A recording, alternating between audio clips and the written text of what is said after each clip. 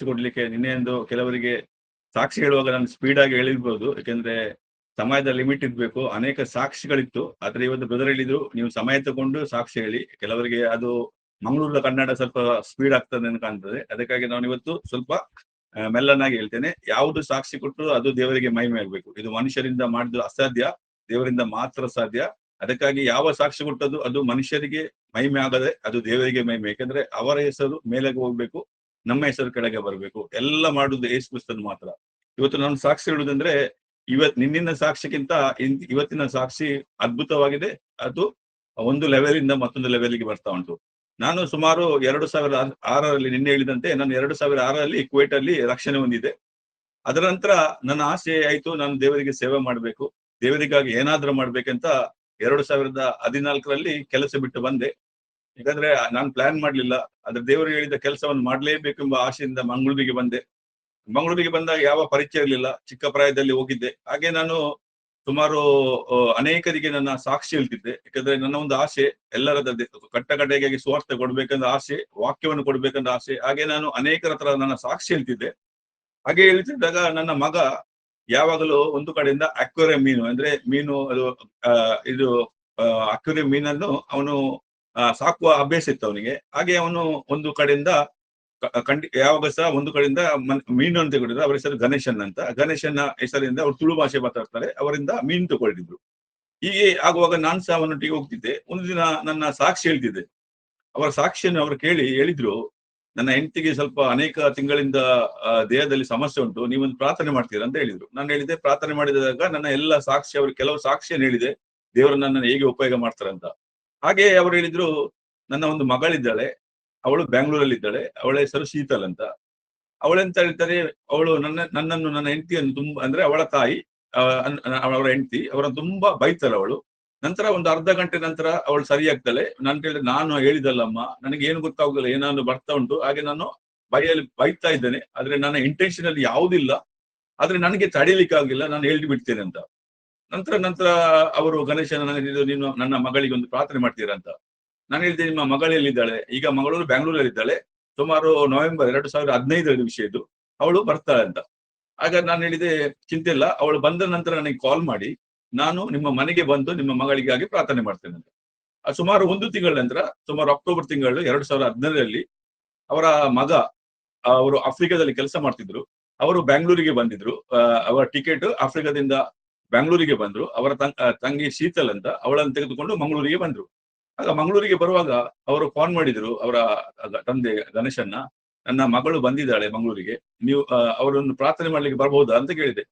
ನಾನು ಎಣಿಸಿದೆ ಇದೆಲ್ಲ ಸಾಮಾನ್ಯ, ಯಾಕಂದ್ರೆ ಈಗಿನ ಮಕ್ಕಳು ಕೆಲವರು ಕೇಳುವುದಿಲ್ಲ, ಇದು ಸಾಮಾನ್ಯ ಅಂತ ನಾನು ಎಣಿಸಿದೆ. ನಾನು ಬರ್ತೇನೆ ಅಂತ ಹೋದೆ. ಆಗ ನನ್ನ ಹೆಂಡತಿ ಹೇಳಿದ್ರು, ನೀನು ಬರುವ ಸಮಯದಲ್ಲಿ ನನಗೆ ಅಂಗಡಿಯಿಂದ ಸ್ವಲ್ಪ ಸಕ್ಕರೆ ತಂದು ಬಾ ಅಂತ. ಹಾಗೆ ನಾನು ಎಷ್ಟು ಸೀರಿಯಸ್ ಆಗದೆ ಅಲ್ಲಿಗೆ ಹೋದಾಗ ಅವರ ಮಗನಿಗೆ ಸ್ವಲ್ಪ ಶೀತ ಸಮಸ್ಯೆ ಇತ್ತು. ಅಂದ್ರೆ ಅವನು ಕ್ಲೈಮೇಟ್ ಚೇಂಜ್ ಆಗಿತ್ತು, ಆಫ್ರಿಕಾದಿಂದ ಬಂದ ಕಾರಣ ಅವನು ಶೀತ ಇತ್ತು. ಆಗ ನಾನು ಹುಡುಗಿಗೆ ಅಂದ್ರೆ ಅವ್ರು ಶೀತಲಿಗೆ ಹೆಂಗಸಿಗೆ ಹೇಳಿದೆ, ಶೀತಲ್, ನಿಮ್ಮ ಅಣ್ಣ ಬಂದಿದ್ದಾನೆ, ಅವನಿಗೆ ಸ್ವಲ್ಪ ಶೀತದ ಸಮಸ್ಯೆ ಉಂಟು, ನಾನು ನಿಮ್ಗೆ ಹೋಗಿ ನಿಮ್ಮ ಅಣ್ಣನಿಗೆ ಒಂದು ಪ್ರಾರ್ಥನೆ ಮಾಡ್ತೇನೆ, ನಂತರ ನಿನ್ನನ್ನು ಪ್ರಾರ್ಥನೆ ಮಾಡ್ತೇನೆ ಅಂತ. ಅವಳು ಹೇಳಿದ್ರು ಓಕೆ ಅಂತ. ನಾನು ಹೋಗಿ ಅವರ ಅಣ್ಣನಿಗೆ ಪ್ರಾರ್ಥನೆ ಮಾಡುವಾಗಲೇ ಅವನು ಅದೇ ಸಮಯದಲ್ಲಿ ಅವನ ಶೀತ ಎಲ್ಲ ಸಮಸ್ಯೆ ಎಲ್ಲ ಅದೇ ಸಮಯ ಇಲ್ಲದ ನಂತರ ನಾನು ಬಂದು ಶೀತಲ್ಲ ಮುಂದೆ ನಿಂತೆ ಪ್ರಾರ್ಥನೆ ಮಾಡ್ಲಿಕ್ಕೆ. ಆಗ ಶೀತಲ್ಲ ಅವಳು ತುಂಬಾ ನೋಡ್ಲಿಕ್ಕೆ ತುಂಬಾ ಚೆನ್ನಾಗಿದೆ, 25-26 ವರ್ಷ ಹುಡುಗಿರ್ಬೋದು ಆ ಟೈಮಲ್ಲಿ. ತುಂಬಾ ನೋಡ್ಲಿಕ್ಕೆ ತುಂಬಾ ಚೆನ್ನಾಗಿದ್ದಾಳು, ತುಂಬಾ ಬ್ಯೂಟಿಫುಲ್ ಆಗಿದೆ. ಒಂದು ಕನ್ನಡ ಪಿಕ್ಚರ್ ಹೀರೋಯಿನ್ ಆಗಿದ್ದಳು, ಒಳ್ಳೆ ತುಂಬಾ ಬಿಳಿ ಆಗಿದ್ದಳು ಅವಳು. ನನ್ನ ಹತ್ರ ನಾನು ಅವರ ಮತ್ತೆ ಇರುವಾಗ ಅವಳು ಹೇಳಲಿಕ್ಕೆ ಸ್ಟಾರ್ಟ್ ಮಾಡಿದ್ದು, ಅವಳ ಅಣ್ಣ ಹತ್ರ ಹೇಳಿದ್ದು, ಈ ಮನುಷ್ಯನನ್ನು ಹೋಗ್ಲಿಕ್ಕೆ ಹೇಳಿ, ನನಗೆ ಅವರ ಮುಂದೆ ನಿಲ್ಲಿಕ್ಕೆ ಆಗುದಿಲ್ಲ ಅಂತ. ಆಗ ಅವರ ಅಣ್ಣ ಹೇಳಿದ್ರು, ನೀವು ಮನೆಗೆ ಹೋಗಿ ಅಂತ, ತುಳು ಭಾಷೆಯಲ್ಲಿ ಹೇಳಿದ್ರು, ನೀವು ಮನೆಗೆ ಹೋಗಿ. ಆದ್ರೆ ಅವರ ತಂದೆ ಹಿಂದೆಯಿಂದ ಹೇಳ್ತಿದ್ರು, ನೀವು ಹೋಗ್ಬೇಡಿ, ನಿಲ್ಲಿ ಅಂತ. ಸೊ ನಾನು ಅವರ ಮಗನಿಗೆ ಹೇಳಿದೆ, ಅಣ್ಣ, ಇದು ನಿನ್ನ ತಂಗಿ ಅಲ್ಲ, ಇದು ಬೇರೆ ಆತ್ಮ ಅಂತ ಹೇಳಿದೆ. ನಂತರ ಅವಳು ಮುಂದಿದ್ದ ಮುಖ ಅವಳ ಮುಖ ಬದಲಾವಣೆ ಆಗ್ಲಿಕ್ಕೆ ಸ್ಟಾರ್ಟ್ ಆಯ್ತು. ಅವಳು ಮುಖ ಬಿಳಿಯಿಂದ ಕಪ್ಪಾಗ್ಲಿಕ್ಕೆ ಸ್ಟಾರ್ಟ್ ಆದ್ಲು. ನಂತರ ಅವಳ ಕಣ್ಣು ದೊಡ್ಡದಾಯ್ತು, ಅವಳ ಮುಖ ಭಯಂಕರ ವಿಭೃತ ಆಯ್ತು, ನೋಡ್ಲಿಕ್ಕೆ ಕಷ್ಟ ಆಯ್ತು. ನನಗೆ ಅವಳ ಮುಖ ಎಲ್ಲ ಭಾವ ಎಲ್ಲ ಚೇಂಜ್ ಮಾಡಿ ನನ್ನನ್ನು ಎದುರಿಸ್ಲಿಕ್ಕೆ ಸ್ಟಾರ್ಟ್ ಮಾಡಿದ್ದು. ನನಗೆ ಈಗ ನಾನು ದೇವರ ಹತ್ರ ಕೇಳ್ತಿದ್ದೆ, ದೇವರೇ, ನಾನು ಕುವೈಟ್ ಅಲ್ಲಿರುವಾಗ ಅನೇಕ ದುರಾತ್ಮ ನಮ್ಮ ಪಾಸ್ಟರ್ ಬಿಡಿಸುವಾಗ ನಾನು ನೋಡುತ್ತಿದ್ದ ಇದ್ದೇನೆ. ಇವತ್ತು ದೇವರ ಹತ್ರ ಹೇಳಿದ್ದೆ, ದೇವರೇ, ನಾನ್ ಸಹ 2 ವರ್ಷದಿಂದ ಕೇಳ್ತಿದ್ದೆ, ಮಂಗಳೂರಲ್ಲಿ ಬರುವಾಗ ಒಂದು ದುರಾತ್ಮನನ್ನು ಬಿಡಿಸ್ಲಿಕ್ಕೆ ನಂಗೆ ಒಂದು ಚಾನ್ಸ್ ಕೊಡು, ನನಗೆ ಖಂಡಿತವಾಗಿ ನಾನು ಉಪಯೋಗ ಮಾಡ್ಬೇಕಂತ ಹೇಳಿದ್ರು. ಹಾಗೆ ನಾನು ಅವಳ ಮುಂದೆ ನಡುವಾಗ, ಆ ದುರಾತ್ಮ ನೋಡುವಾಗ ನನಗೆ ಒಂದು ಆಸೆ ಆಯ್ತು, ಇವಳನ್ನು ಬಿಡಿಸುವ ಅಂತ ಎಣಿಸಿದೆ. ಆಗ ಅವಳ ಮುಖ ಭಾವ ಚೇಂಜ್ ಆಯ್ತು, ಕಣ್ಣೆಲ್ಲ ಮಾಡಿತು. ಆ ಟೈಮಲ್ಲಿ ಅವಳ ಒಳಗೆ, ಅವಳ ಹೆಸರು ಶೀತಲ್ ಅಂತ, ಅವಳ ಒಳಗೆ ಒಂದು ಹೆಣ್ಣು, ಮುಸ್ಲಿಂ ಹೆಣ್ಣು ಮಗಳು ಅವಳ ಮೈಯಲ್ಲಿತ್ತು, ಸತ್ತು ಹೋದ ಆತ್ಮ. ಅವಳೆಲ್ಲ ಶಕೀನಾ ಅಂತ. ಈಗ ಅವಳು ನನ್ನ ತುಂಬಾ ಎದುರಿಸ್ಲಿಕ್ಕೆ ಸ್ಟಾರ್ಟ್ ಮಾಡಿದ್ಲು. ನಾನು ಅವಳ ಮುಖ ಭಾವ ಚೇಂಜ್ ಮಾಡಿದ್ಲು. ನನ್ನನ್ನು ಕೊಲ್ಲಿಕ್ಕೆ ನೋಡ್ಲಿದ್ರು, ಎಲ್ಲ ಮಾಡಿದ್ರು. ನನ್ನನ್ನು ಭಯ ಮಾಡ್ಲಿಕ್ಕೆ ಹೋದ್ರು. ಆಗ ನನಗೆ ಏನ್ ಮಾಡ್ಲಿಕ್ಕೆ ಇದ್ರೆ, ನನಗೆ ಆಸೆ ಈ ಹೆಣ್ಣು ಮಗಳನ್ನು ಬಿಡಿಸ್ಬೇಕಂತ. ಅದಕ್ಕಾಗಿ ನಾನು ಪ್ರಾರ್ಥನೆ ಮಾಡ್ತಿದ್ದೆ. ಅದಕ್ಕಾಗಿ ಎಷ್ಟೋ ವರ್ಷದಿಂದ ಕಾದು ನಿಂತಿದ್ದೆ ನಾನು. ಈಗ ನಾನು ಅವಳ ಮುಖ ಭಾವ ಚೇಂಜ್ ಮಾಡುವಾಗ ನನಗೆ ಸ್ವಲ್ಪ ಹೆದರಿಕೆ ಸಹ ಆಯ್ತು. ಯಾಕಂದ್ರೆ ನಾನು ಈ ತನಕ ಇಂಥ ಮುಖ ನೋಡ್ಲಿಲ್ಲ. ಅವಳು ತುಂಬಾ ಮುಖವೆಲ್ಲ ಬಾದಲೆಲ್ಲ ಮಾಡಿದ್ದಕ್ಕೆ ನನಗೆ ಸ್ವಲ್ಪ ಹೆದರಿಕೆ ಆಯ್ತು ಎಲ್ಲ. ನಂತರ ನಾನು ಹೇಳಿದೆ, ಅವಳು ಬಂದು ನನ್ನ ಕಿವಿ ಹತ್ರ ಹೇಳಿದೆ, ನಾನು ಇಷ್ಟು ನಿನ್ನ ಹೆದರಿಕೆ ಮಾಡ್ತೀಯಲ್ಲ, ಇಂಗ್ಲಿಷ್ ಅಲ್ಲಿ ಹೇಳ್ತಿದ್ದು, ನೀನು ನನ್ನ ಎಷ್ಟು ಹೆದರಿಕೆ ಮಾಡ್ತಿದ್ಯಲ್ಲ, ನಿನಗೆ ಹೆದರಿಕೆ ಆಗುದಿಲ್ಲವಾ ಕೇಳಿದ್ರು. ಆಗ ನನಗೆ ಒಂದು ವಾಕ್ಯ ನೆನಪಾಯ್ತು, ನಿನ್ನೊಳಗಿಂತ ನನ್ನೊಳಗಿದ ದೊಡ್ಡವರು ದೇವರು. ಅದನ್ನ ಹೇಳುವಾಗ ಅವಳ ಮುಖ ಭಾವ ಎಲ್ಲ ಬದಲಾಯಿತು. ನಾನೆನಿಸಿ ಆಗ ಅವಳು ಸುಮಾರು 1.5 ಗಂಟೆದಾಗಿದ್ದು ಅವಳು ನಾರ್ಮಲ್ ಆದ್ರು. ಆಗ ನನಗೆ ಭಾರಿ ಖುಷಿ ಆಯ್ತು. ದೇವ್ರೇ, ನನಗೆ ನೀನು ಈ ಅವಕಾಶ ಕೊಟ್ಟಗಾಗಿ ಸ್ತೋತ್ರ. ದೇವರೇ, ಒಂದು ಹೆಣ್ಣು ಮಗನನ್ನು ಬಿಡುಗಡೆ ಮಾಡ್ಲಿಕ್ಕೆ ಕೊಟ್ಟ ಕೃಪೆಗಾಗಿ ಸ್ತೋತ್ರ ಅಂತ ಎಣಿಸಿ ನಾನು ಅವಳು ಹೇಳಿದ್ದು, ನನಗೆ ಒಂದು ಟಾಯ್ಲೆಟ್ ಹೋಗ್ಬೇಕಂತ. ಸೊ ನಾನು ಹೇಳಿದ್ದೆ ಅವರ ಮಗನಿಗೆ, ಅವರ ಅಣ್ಣನಿಗೆ ಹೇಳಿದೆ, ಹೋಗಿ ನೀವು ಅವರ ಟಾಯ್ಲೆಟ್ ಅನ್ನು ಲಾಕ್ ಮಾಡ್ಲಿಕ್ಕೆ ಬಿಡಬೇಡಿ, ಅವಳು ಬಂದ ನಂತರ ನೀವು ಅಲ್ಲಿ ನಿಲ್ಲಿ, ಅವ್ರು ಬರ್ಲಿ ಅಂತ. ಸೊ ಅವಳು ಹೋದ್ಲು. ಸುಮಾರು 10 ನಿಮಿಷದ ನಂತರ ಬಂದ್ಲು. ಬಂದ ನಂತರ ನಾವು ಮಾತಾಡುವಾಗ ಅವಳು ನಗಡ್ಲಿಕ್ಕೆ ಸ್ಟಾರ್ಟ್ ಮಾಡಿದ್ಲು. ಎಂತ ನಗಡ್ಲಿಕ್ಕೆ ಹೇಳಿದೆ, ಎಂತ ವಿಷಯ, ನಾನು ಹೋಗಿದ್ಯಾ? ನಾನು ಹೋಗ್ಲಿಲ್ಲ, ನಾನು ಅವಳೊಳಗಿದ್ದೆ ಅಂತ. ಸುಮಾರು 2 ಗಂಟೆ ನಂತರ ಆ ಆತ್ಮ, ಶೀತಲ್ನ ಆತ್ಮ, ಅವಳು ಆ ಟೈಮಲ್ಲಿ ಬಿಟ್ಟು ಹೋಯ್ತು. ನನಗೆ ಭಾರಿ ಖುಷಿ ಆಯ್ತು. ದೇವರೇ, ಈ ಒಂದು ಆತ್ಮ ಬಿಟ್ಟು ಅಂತ. ಇಮಿಡಿಯೇಟ್ಲಿ ಅವಳಲ್ಲಿ ಮತ್ತೊಂದು ಆತ್ಮ ಬಂತು. ಆಗ ನನ್ನ ಹೆಂಡತಿಗೆ ಕಾಲ್ ಮಾಡಿದೆ, ನನಗೊಂದು ಬೈಬಲ್ ತರಬೇಕು ಅಂತ. ಅವಳು ಬಂದ್ಲು. ಆಗ ಬರುವಾಗ ಆ ಹೆಣ್ಣು ಮಗಳ ಮೇಲೆ ಒಂದು ಆತ್ಮ ಇತ್ತು. ಅವಳು ಹೇಳ್ತಾಳೆ, ನನಗೆ ಕೋಳಿ ಬೇಕಂತ. ಅಂದ್ರೆ ಅವಳ ಮೈಯಲ್ಲಿ ಬರುವಾಗ ಅವಳು 3 ಕೋಳಿಯನ್ನು ತಿನ್ನುವ ಅಷ್ಟು ಕೆಪಾಸಿಟಿ ಇದೆ. ಅವಳು ತಿನ್ನುವುದಲ್ಲ, ಅವಳಿಗೆ ದುರಾತ್ಮ. ಅವಳಲ್ಲಿ ನನಗೆ ಆ ಹೆಣ್ಣು ಮಗ ಹೇಳಿತು, ಹೆಣ್ಣು ಮಗಳು ಹೇಳಿತು, ನನಗೆ ಕೋಳಿ ತರಬೇಕಂತ. ತುಳು ಭಾಷೆಯಲ್ಲಿ ನಂಗೆ ಕೋರಿ ಬೋರ್ಡ್ ಅಂತ. ಅಂದ್ರೆ 3 ನನಗೆ. ಆಗ ಅವರ ತಾಯಿ ಒಳಗೆ ಹೋಗುವಾಗ ನಾನು ಹೇಳಿದೆ, ಏನು ಕೊಡ್ಬೇಡಿ, ಅವಳಿಗೆ ಹೋಗುವ ಸಮಯ ಬಂದಿದೆ ಅಂತ.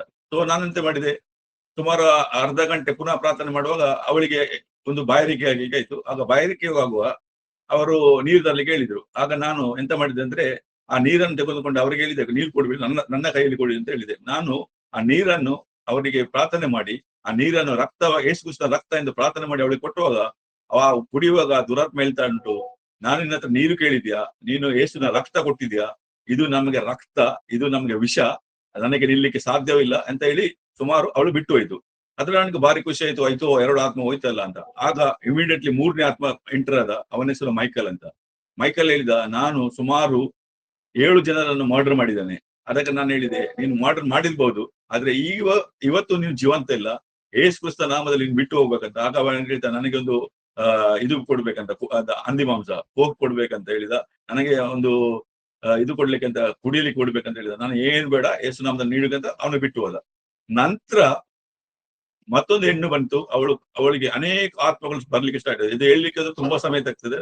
ಒಂದು ಅಂದ್ರೆ 1000 ಆತ್ಮಕ್ಕಿಂತ ಹೆಚ್ಚು ಆತ್ಮಗಳು ಬಂದ್ಲಿಕ್ಕೆ ಸ್ಟಾರ್ಟ್ ಆಯ್ತು. ನನಗೆ ಸುಮಾರು 4:45 ಹೋದವನು 9 ಗಂಟೆ ತನಕ ಬರ್ಲಿಲ್ಲ. ನಾನು ನೋಡುವಾಗ ನಾನು ಅದಕ್ಕೆ ಒಂದು ಆಶ್ಚರ್ಯ ಆಯ್ತು, ಈ ಹೆಣ್ಣು ಮಗಳಿಗೆ 1000ಕ್ಕಿಂತ ಹೆಚ್ಚು ಆತ್ಮಗಳು ಬರ್ಲಿಕ್ಕೆ ಕಾರಣ ಏನಂತ.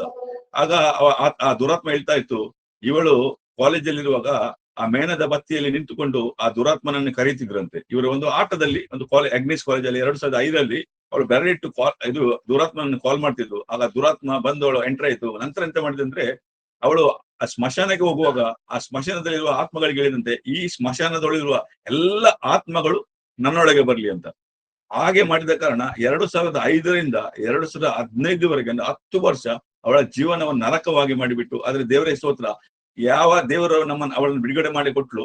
ಯಾಕಂದ್ರೆ ನನ್ನ ಒಂದು ಆಸೆ ಇತ್ತು, ಒಂದು ಆತ್ಮವನ್ನು ಬಿಡಿಸ್ಲಿಕ್ಕೆ ದೇವರು ನನಗೆ ಒಂದು ಕೃಪೆ ಕೊಡಿ ಅಂತ ಹೇಳಿದಕ್ಕೆ ದೇವರು ಒಂದಲ್ಲ 1000 ಆತ್ಮಗಳನ್ನು ಬಿಡಿಸ್ಲಿಕ್ಕೆ ಕೊಟ್ಟರು. ಅದರ ನಂತರ ದೇವರು ನನಗೆ ಮಂಗಳೂರಲ್ಲಿ ಅನೇಕ ಜನರನ್ನು ದೇವರ ಬಳಿಗೆ ತರಲಿಕ್ಕೆ ಯಾಕಂದ್ರೆ ಇವತ್ತು ನಾನು ಬೇಲೂರಲ್ಲಿ, ಆಲೂರಲ್ಲಿ, ಸುಮಾರು ಹಾಸನದಲ್ಲಿ, ಕಳಸದಲ್ಲಿ, ಹಾಗೆ ಅನೇಕ ಜನಗಳಿಗೆ ಹೋಗುವಾಗ ಅಲ್ಲಿ ದುರಾತ್ಮ ಇದ್ದ ಜನರು ಇವತ್ತು ಚರ್ಚ್ ಒಳಗೆ ರಕ್ಷಣೆ ಹೊಂದಿದ್ದಾರೆ. ಅನೇಕ ಖರ್ಚು ಮಾಡಿದವರು, ಅಂತ ಜನರು ಇವತ್ತು ದೇವರ ಬಳಿಗೆ. ಅದ ಅರ್ಥ ಅಂದ್ರೆ ನಮ್ಮ ದೇವರು ಬಿಡುಗಡೆ ಕೊಡುವ ದೇವರು ಸ್ವಾಮಿ. ಯಾಕಂದ್ರೆ ನಮ್ಮ ಕೀರ್ತನ 91, ನಿನ್ನ ಮಗುಲಲ್ಲಿ 1000 ಜನರು, ನಿನ್ನ ಬಲಗಡೆ 10,000 ಜನರು ಬಿದ್ದರೂ ನಿನಗೆ ಮುಟ್ಟುವುದಿಲ್ಲ, ದುರಾತ್ಮಗಳಿಗೆ ಬಲ ಉಂಟು, ಆದ್ರೆ ನಮಗೆ ಅಧಿಕಾರ ಉಂಟು. ಅದು ಡಿಪೆಂಡ್.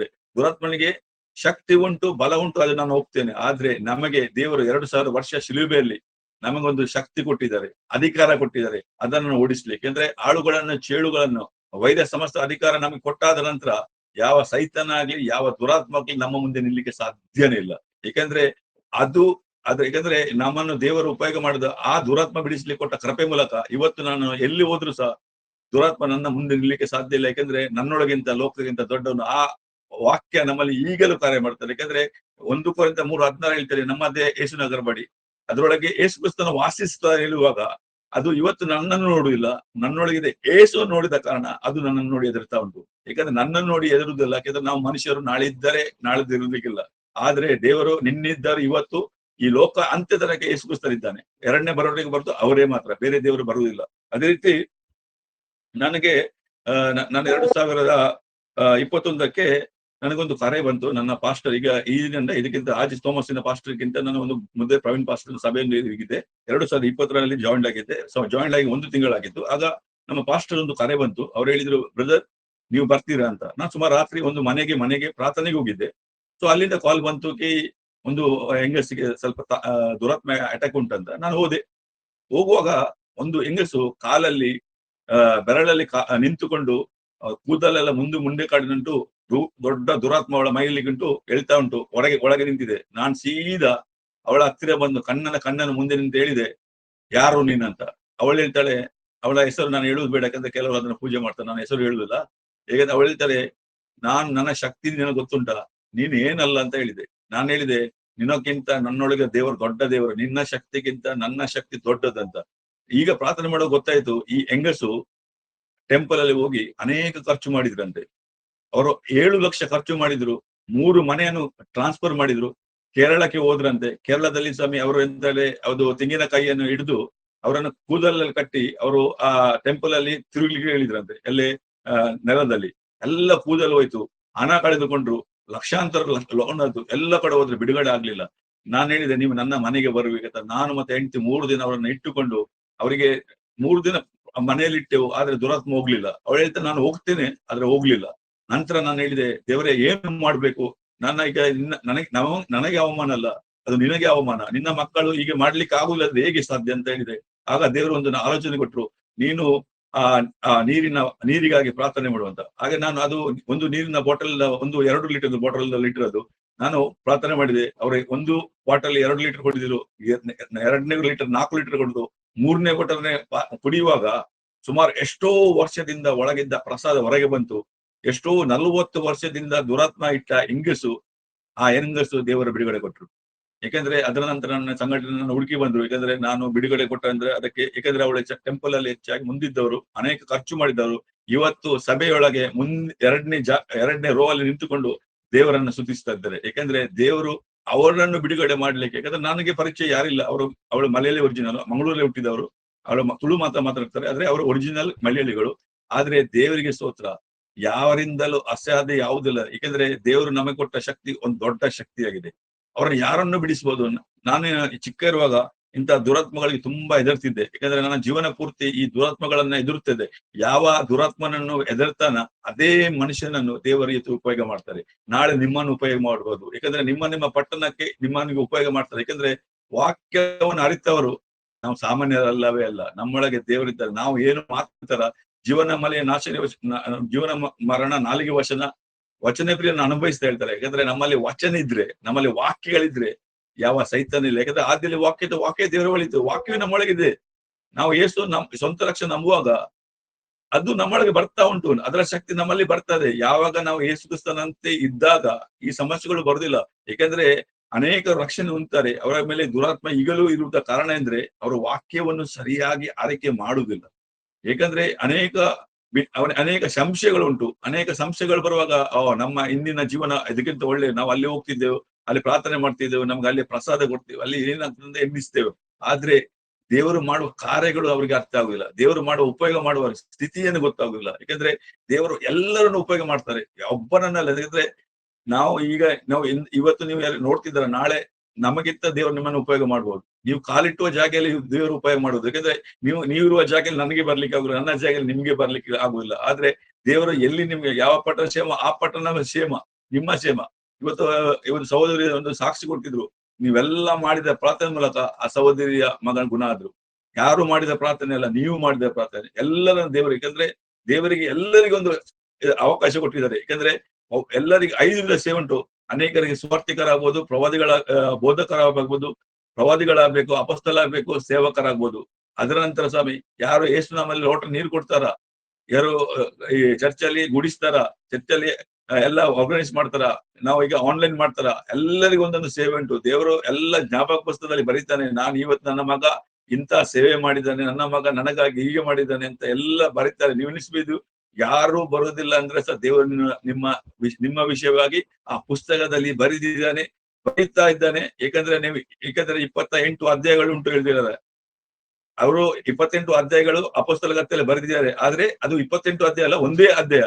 ಆದ್ರೆ ನಮಗೆ ಈಸಿ ಆಗ್ಲಿಕ್ಕೆ ಅವರು 28 ಅಧ್ಯಾಯ ಮಾಡಿದ್ದಾರೆ. ಆದ್ರೆ ಅದೇ ಒಂದು ಅಧ್ಯಾಯ ನಾವು ಮುಂದೆ ಹೊರ್ತಾರೆ. ಯಾಕಂದ್ರೆ ಅಪೊಸ್ತಲ ಕಥೆಯಲ್ಲಿ ಮಾಡಿದ ಅದ್ಭುತಗಳು ಇವತ್ತು ನಾವು ಮಾಡ್ತಾ ಇದ್ದೇವೆ. ಯಾಕಂದ್ರೆ ದೇವರು ಮುಂದೆ ನಮ್ಮನ್ನು ಉಪಯೋಗ ಮಾಡ್ತಾರೆ. ನಮ್ಮ ಪುಸ್ತಕ ನಾವು ಏನು ಮಾಡ್ತೇವೆ ಅದು ಎಲ್ಲ ಜ್ಞಾಪಕ ಪುಸ್ತಕದಲ್ಲಿ ದೇವರು ಬರೀತಾ ಇದ್ದಾರೆ. ಅದೇ 3ನೇ ಸಾಕ್ಷಿ ಹೇಳ್ತೇನೆ.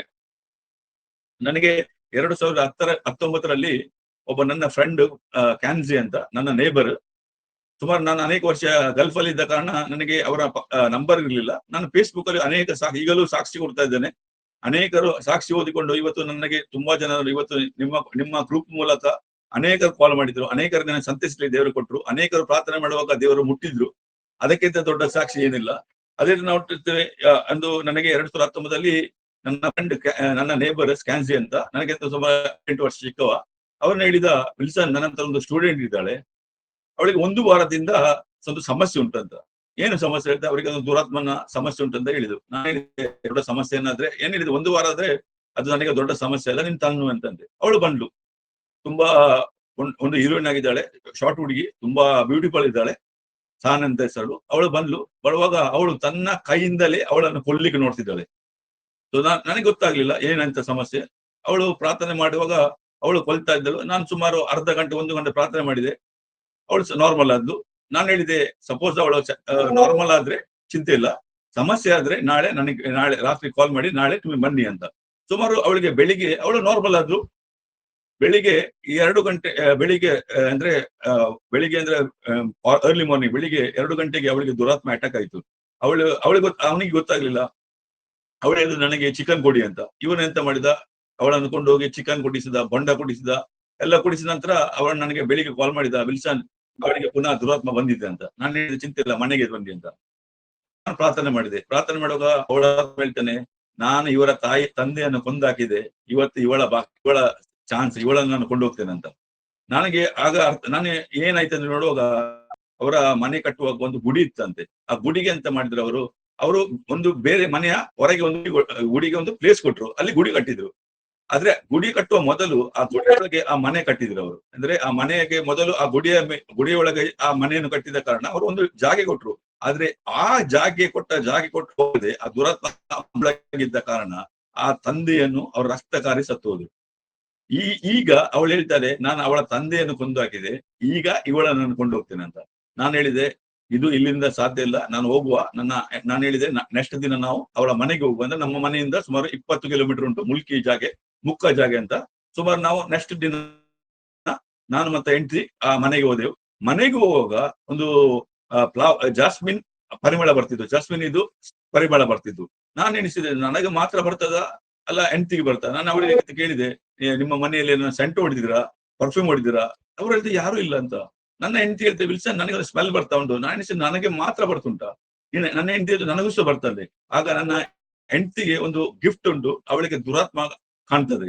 ಅವಳು ಹೇಳ್ತಾಳೆ, ವಿಲ್ಸನ್ ಆ ರೂಮ್ ಅಲ್ಲಿ ದುರಾತ್ಮ ಇದ್ದಾನಂತ. ನಾನು ಹೋಗುವ ಆ ದುರಾತ್ಮ ಒಳಗೆ ಕೂತ್ಕೊಂಡಿದ್ದೇನೆ. ನಾನು ಹೇಳಿಸೆ, ನಾನು ಯೇಸು ಕ್ರಿಸ್ತನ ರಕ್ತದಲ್ಲಿ ನೀರನ್ನು ರಕ್ತವಾಗಿ ಮಾಡಿದೆ, ಆ ರೂಮ್ ಒಳಗೆ ಹೊಡೆದೆ. ಆಗ ದುರಾತ್ಮ ಹೊರಗೆ ಬಂದು ನನ್ನ ಹೆಂಡತಿಗೆ ನೋಡಿ ಹೇಳ್ತಾಳೆ, ನಿನ್ನನ್ನು ನೋಡ್ತೇನೆ ಅಂತ. ಸುಮಾರು ನಾನು ನೋಡುವಾಗ ನಾನು ಪೂರ ಮನೆಗೆ ಯೇಸು ರಕ್ತ ಹೊಡೆದು ಆ ಮನೆಯ ಹೊರಗೆ ಸಹ ಹೊಡೆದೆ. ಯಾವದಿಂದ ಆ ಮನೆ ಕ್ಲಿಯರ್ ಮಾಡಿದತ್ತ ಆ ಹುಡುಗಿ ಕಂಪ್ಲೀಟ್ಲಿ ಡೆಲಿವರ್ ಆದ, ಅವಳು ರಕ್ಷಣೆ ಹೊಂದಿದ್ದು. ಅದ ನಂತರ ದೇವರಿಗಾಗಿ ಸೋತ. ಯಾಕಂದ್ರೆ ಅಂತ ಜಾತಿಯವರು ಬರುದು ಕಷ್ಟ. ಯಾಕಂದ್ರೆ ನಾವು ಮೊಗವೀರ ಅಂತ ಮಂಗಳೂರಲ್ಲಿ ಹೆಚ್ಚಾಗಿ ಸಂಘಟನೆಯಲ್ಲಿ ಇವರೇ ಜಾಸ್ತಿ ಇದ್ದಾರೆ. ಇವರು ಅದರಲ್ಲಿ ಅವರನ್ನು ತರಿಸುದು ತುಂಬಾ ಕಷ್ಟ. ಆದ್ರೆ ದೇವರ ಅವರದಲ್ಲಿ ಆಗಿತ್ತು. ಇದರಂತ ಎಂತ ಇದಂದ್ರೆ ಇವರ ಇವರ ಆ ಟೈಮಲ್ಲಿ ಯಾರು ಬಂದ್ರೆ ಅಂದ್ರೆ ಇವರ ಹೆಸರು ಸಹನ್ ಅಂತ, ಅವರ ಅಣ್ಣ ಸವನ್ ಅಂತ, ಅವರ ತಾಯಿ ಚಂದ್ರಿಕಾ ಅಂತ, ಮತ್ತೆ ಅವರ ಫ್ರೆಂಡ್ ಫ್ರಾನ್ಸಿಸ್ ನಮ್ಮ ಮನೆಗೆ ಬಂದಿದ್ರು. ಅದೇ ರೀತಿ ನಾವು ನೋಡುವಾಗ 2021ರಲ್ಲಿ ಅವರ ಅದೇ ದೈವದ ಒಂದು ಪ್ರಾರ್ಥನೆ ನಡೀತದೆ. ಅಂದ್ರೆ ಅವರ ಎಲ್ಲ ಕುಟುಂಬದವರು ಒಟ್ಟಾಗಿ ಒಂದು ಪ್ರಾರ್ಥನೆ ಮಾಡ್ಬೇಕಂತ ಇತ್ತು. ಈಗ ಇವರು ರಕ್ಷಣೆ ಹೊಂದಿದ ಕಾರಣ ಇವರು ತಾಯಿ ಸಹನ ಮತ್ತು ಅವರ ಅಣ್ಣ ಸವನು ಅದು ಹೋಗುದೆಲ್ಲ ಬಂದ್ ಮಾಡಿ ಬಿಟ್ರು. ಈಗ ಎಂತ ಇದೆ ಅಂದ್ರೆ ಇವರು ಎಷ್ಟೋ ವರ್ಷದ ನಂತರ ಒಂದು ಪೂಜೆ ಇರ್ತದಂತೆ, ಎಲ್ಲ ಅವರ ಕುಟುಂಬದವರು ಬರ್ಬೇಕು, ಆದ್ರೆ ಇವನು ಹೋಗ್ಲಿಲ್ಲ. ಆದ್ರೆ ಎಂತ ಒಂದು ತಪ್ಪಾಯ್ತು ಅಂದ್ರೆ ಆ ರಾತ್ರಿ ಪೂಜೆಯ ದಿನದಲ್ಲಿ ಆ ಏರಿಯಾಕ್ಕೆ ಇವನು ಬಂದು ಮನೆಗೆ ಬರುವಾಗ ಈ ಹುಡುಗ ರಕ್ತ ಕಾರ್ಲಿಕ್ಕೆ ಸ್ಟಾರ್ಟ್ ಮಾಡಿದ. ರಕ್ತ ಕಾರ್ಲಿಕ್ಕೆ ಸ್ಟಾರ್ಟ್ ಮಾಡುವಾಗ ಏನ್ ಮಾಡುದು, ನಾವೆಲ್ಲ ಅವರ ತಂಗಿ ಅವಳು ಬೆಂಗಳೂರಲ್ಲಿ ಇದ್ದಲ್ಲ ಸಹನ, ಅವಳಿಗೆ ಕಾಲ್ ಮಾಡಿದ್ರು. ಅವರು ಬಂದುವಾಗ ಇವ ರಕ್ತ ಕಾರಿ ಹೋಗು ಡಾಕ್ಟರ್ ಹತ್ರ ಹೇಳುವ. ಡಾಕ್ಟರ್ ಹೇಳಿದ್ರು ಏನು ಪ್ರಯೋಜನ ಇಲ್ಲ, ಒಬ್ಬ ಮನುಷ್ಯನ ಬಿಳಿ ರಕ್ತ ಕಣ ಇರ್ಬೇಕು 13,000, ಇವನ ಬಿಳಿ ರಕ್ತ ಕಣ ಒಂದು 5 ಲಕ್ಷದ ಮೇಲೆ ಹೋಗಿದೆ. ಈಗ ನೀವೇನು ಒಂದು ಕೆಲಸ ಮಾಡ್ಬೋದು, ಇನ್ನು ನಮ್ಮಲ್ಲಿ ಮದ್ದಿಲ್ಲ, ನಾವು ಪೇನ್ ಕಿಲ್ಲರ್ ಕೊಟ್ಟು ಇವನನ್ನು ಇಲ್ಲಿಂದಲೇ ಮುಕ್ತಾಯ ಮಾಡ್ತೇವೆ. ಯಾಕಂದ್ರೆ ಇವನಿಗೆ ಮದ್ದಿಲ್ಲ, ಪೇನ್ ಕಿಲ್ಲರ್ ಕೊಡ್ತೇವೆ. ಯಾಕಂದ್ರೆ ನೀವು ಇನ್ನು ನಿರೀಕ್ಷೆ ತಗೊಳ್ಳೋದು ಬೇಡ, ನೀವು ಎಲ್ಲವನ್ನು ರೆಡಿ ಮಾಡಿ ಅಂತ. ನನಗೆ ತುಂಬಾ ದುಃಖವಾಯ್ತು. ಯಾಕಂದ್ರೆ ನಾನು ಕಷ್ಟಪಟ್ಟು ಅವರ ರಕ್ಷಣೆ ತಂದ ಮಗ ಹೀಗೆ ಆಗುದಾ, ನನಗೆ ತುಂಬಾ ದುಃಖವಾಯ್ತು. ಆಗ ನನ್ನ ಹೆಂಡತಿ ಹೇಳಿದ್ರು, ವಿಲ್ಸನ್ ಒಂದು ಕೆಲಸ ಮಾಡು ಅಂತ. ನನ್ನಂತ ಎಂತ ಹೇಳ್ಬೇಕು, ನೀನು ಹೋಗಿ ಅವನ ಕಿವಿಯಲ್ಲಿ ಸ್ವಲ್ಪ ಮಾತಾಡು ಅಂತ ಹೇಳಿದೆ. ಅವನು ಹಾಸ್ಪಿಟಲ್ ಅಡ್ಮಿಟ್ ಆಗಿದ್ದ. ನಾನು ಅವನ ಕಿವಿಯಲ್ಲಿ ರಕ್ತ ಬರ್ತಾ ಇದ್ದಾನೆ, ನಾನು ಅವನ ಕಿವಿ ಹತ್ರ ಹೋಗಿ ಹೇಳಿದೆ, ದುರಾತ್ಮನೆ, ತುಳು ಭಾಷೆಯಲ್ಲಿ ಹೇಳಿದೆ, ನಿನಗೆ ಯಾವ ಅಧಿಕಾರ ಇಲ್ಲವೇ ಇಲ್ಲ. ಇವನು ಏಸು ಕ್ರಿಸ್ತನ ಮಗ, ಇವನನ್ನು ನೀನು ಬಿಟ್ಟು ಹೋಗ್ಲೇಬೇಕು, ಇವನಿಗೆ ಅಧಿಕಾರ ಇಲ್ಲ ಅಂತ ಹೇಳುವಾಗ ನೆಕ್ಸ್ಟ್ ದಿನ ಹೋಗುವಾಗ ಇವನ ರಕ್ತ ಕಾರದು ಬಿಟ್ಟು ಹೋದ. ಡಾಕ್ಟರ್ಗೆ ಆಶ್ಚರ್ಯ, ಇವನ ರಕ್ತ ಕಾರಿದ್ದು ಹೇಗೆ ಬಂದಾಯ್ತು. ಡಾಕ್ಟರ್ ಹೇಳ್ತಾ ಇವನಿಗೆ ಕಿವಿಯಲ್ಲಿ ಬಂದು ಹೇಳಿದ್ರೆ ಇದು ಪುನರ್ಜನ್ಮ ಅಂತ. ನೆಕ್ಸ್ಟ್ 5 ಲಕ್ಷದಿಂದ 3 ಲಕ್ಷ, 3 ಲಕ್ಷದಿಂದ 2 ಲಕ್ಷ, 1 ಲಕ್ಷ. ಡಾಕ್ಟರ್ ಹೇಳಿದ್ದು 1 ವಾರದಲ್ಲಿ ಸಾಯ್ತಾನೆ ಮನುಷ್ಯ. ಇವತ್ತು 5.5 ವರ್ಷ ಆಯ್ತು, ಈಗಲೂ ಜೀವಂತ ಇದ್ದಾನೆ. ಅದೇ ಸಮಯ ಎಂತ ಇದೆ ಅಂದ್ರೆ ಅವಳ ತಂಗಿ ಅವಳ ಮಗ ಇವನನ್ನು ನೋಡುವಾಗ ಅವಳ ಮೇಲೆ ಅದೇ ದುರಾತ್ಮ ಯಾವಾಗ ಬಿಟ್ಟು ಹೋಯ್ತು ಪುನಃ ಬಂತು. ನಾನು ಅವಳನ್ನು ಮನೆಯಲ್ಲಿ ಇಟ್ಟುಕೊಂಡು 12 ದಿನ ಅವಳನ್ನ ಬೆಳಿಗ್ಗೆ ರಾತ್ರಿ ಪ್ರಾರ್ಥನೆ ಮಾಡುವಾಗ ಇವನು ಸರಿಯಾಗುವಾಗ ಅವನು ಸಹ ದುರಾತ್ಮ ಬಿಟ್ಟು ಲಾಸ್ಟ್ ಅಲ್ಲಿ ಹೋಗುವಾಗ ಒಂದು ದಿನ ಡಿಸ್ಚಾರ್ಜ್ ಆಗುವಾಗ ಈ ಸವನು ಅನೇಕ ರೀತಿಯ ಊಟ ಮಾಡ್ತಿದ್ದ. ಸುಮಾರು 2 ಕಿಲೋ 3 ಕಿಲೋ ತಿಂತಾ ಇದ್ದಾನೆ. ನನಗೆ ಆಶ್ಚರ್ಯ ಇತ್ತು.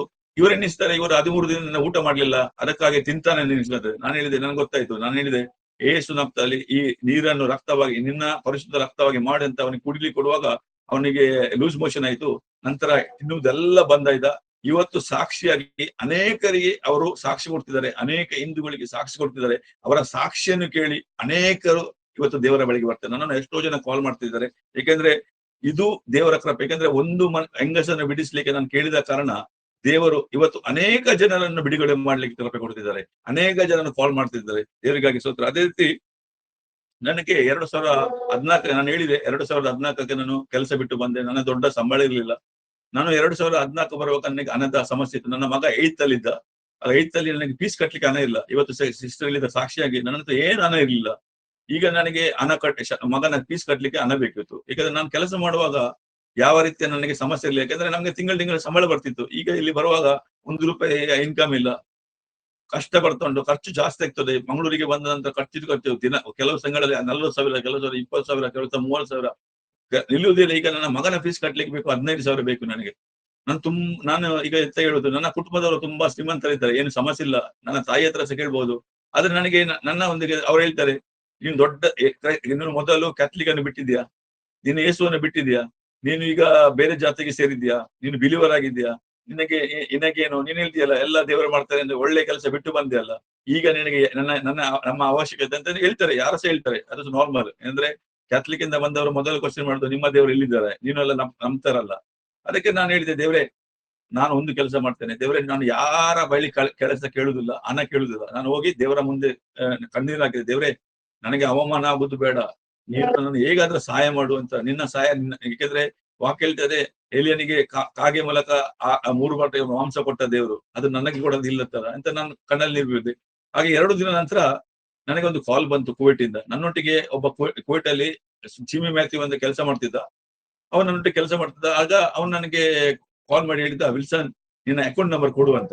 ನಾನು ಎಣಿಸಿದೆ ಅವನಿಗೆ ನನ್ನ ಪ್ರಾರ್ಥನೆ ಆಗ್ಬಿರ್ಬೋದು ಅಂತ ಅವನಿಗೆ ಹೇಳಿದೆ, ನನ್ನ ಅಕೌಂಟ್ ನಂಬರ್ ಕೊಟ್ಟೆ. ಆಗ ನನ್ನ ಅಕೌಂಟ್ ಅಲ್ಲಿ ಬ್ಯಾಂಕ್ ಇದು ಲಿಂಕ್ ಇರ್ಲಿಲ್ಲ, ಅಂದ್ರೆ ನಮ್ಮ ಟೆಲಿಫೋನ್ ಲಿಂಕ್ ಇರ್ಲಿಲ್ಲ. ಹಾಗೆ ಅವನು ನನ್ನ ಆ ದಿನದಲ್ಲಿ ಸೋಮವಾರ ದಿನ ಇದ್ದ ಕಾರಣ ನಮ್ಮ ಹಳೆ ಸಭೆಯಲ್ಲಿ ಒಂದು ಫಾಸ್ಟಿಂಗ್ ಪ್ರೇಯರ್ ಇತ್ತು ಡಾನ್ ಬಾಸ್ಕೋ ಹಾಲ್ ಅಲ್ಲಿ 10 ಗಂಟೆಯಿಂದ 3 ಗಂಟೆ ತನಕ. ಸೊ ಇವನು 2-3 ಸರಿ ಕಾಲ್ ಮಾಡಿದ, ವಿಲ್ಸನ್ ನಿನ್ನ ಅಕೌಂಟ್ ಅಲ್ಲಿ ಹಣ ಬಂದಿದ್ದ, ಹಣ ನನಗೆ ತುಂಬಾ ಆಶ್ಚರ್ಯ ಆಯ್ತು. ಮನೆಗೆ ಹೋಗಿ ಹೇಳಿದೆ, ನನ್ನ ಹತ್ರ ಈಗ ಕಾರ್ಡ್ ಇಲ್ಲ, ನಾನು ಮನೆಗೆ ಹೋಗಿ ಕಾರ್ಡ್ ಅಲ್ಲಿ ಚೆಕ್ ಮಾಡ್ತೇನೆ, ಹಣ ಬಂದಿದ್ರೆ ಆದ್ರೆ ಹೇಳ್ತೇನೆ ಅಂತ. ಸೊ ನಾನು ಮನೆಗೆ ಬಂದು 3 ಗಂಟೆಗೆ ನಂತರ 3:15 ಮನೆಗೆ ಬಂದೆ, ಕಾರ್ಡ್ ಹಾಕಿದೆ. ಅದ್ರ ಕಾರ್ಡ್ ಅಲ್ಲಿ ಅಲ್ಲಿದ್ದು ATM ಕೆಲಸ ಮಾಡ್ತಿರ್ಲಿಲ್ಲ. ಅದಕ್ಕೆ ಅವನು ಪುನಃ ಕಾಲ್ ಬಂತು, ವಿಲ್ಸನ್ ಅಕೌಂಟ್ ಅಲ್ಲಿ ಹಣ ಬಂದಿದ ಅಂತ. ನನಗೆ ಆಶ್ಚರ್ಯ ಆಯ್ತು. ಹೇಳಿದೆ, ಜಿಮ್ಮಿ ಏಕೆ ಪುನಃ ಪುನಃ ಕಾಲ್ ಮಾಡಿ ಕೇಳ್ತೀಯಾ, ನಿನಗೆ ನನ್ನ ಪ್ರಾರ್ಥನೆ ಮೂಲಕ ಏನಾದ್ರೂ ಕೆಲಸ ಸಿಕ್ಕಿತ್ತ, ಒಳ್ಳೆ ಕೆಲಸ ಸಿಕ್ಕಿತ್ತ ಕೇಳಿದ. ಅದಕ್ಕೆ ಹೇಳಿದ, ವಿಲ್ಸನ್ ನನಗೆ 2 ವರ್ಷದಿಂದ ನಾನು ಕುವೈಟ್ ಅಲ್ಲಿ ಇದ್ದೆ, ನನಗೆ ಕೆಲಸ ಇಲ್ಲ, ನನ್ನ ಹೆಂಡತಿ ಕೆಲಸ ಮಾಡ್ತೇನೆ, ನನ್ನ ಹತ್ರ ಹಣ ಇಲ್ಲ, 2 ಮಕ್ಕಳಿದ್ದಾರೆ ನನಗೆ.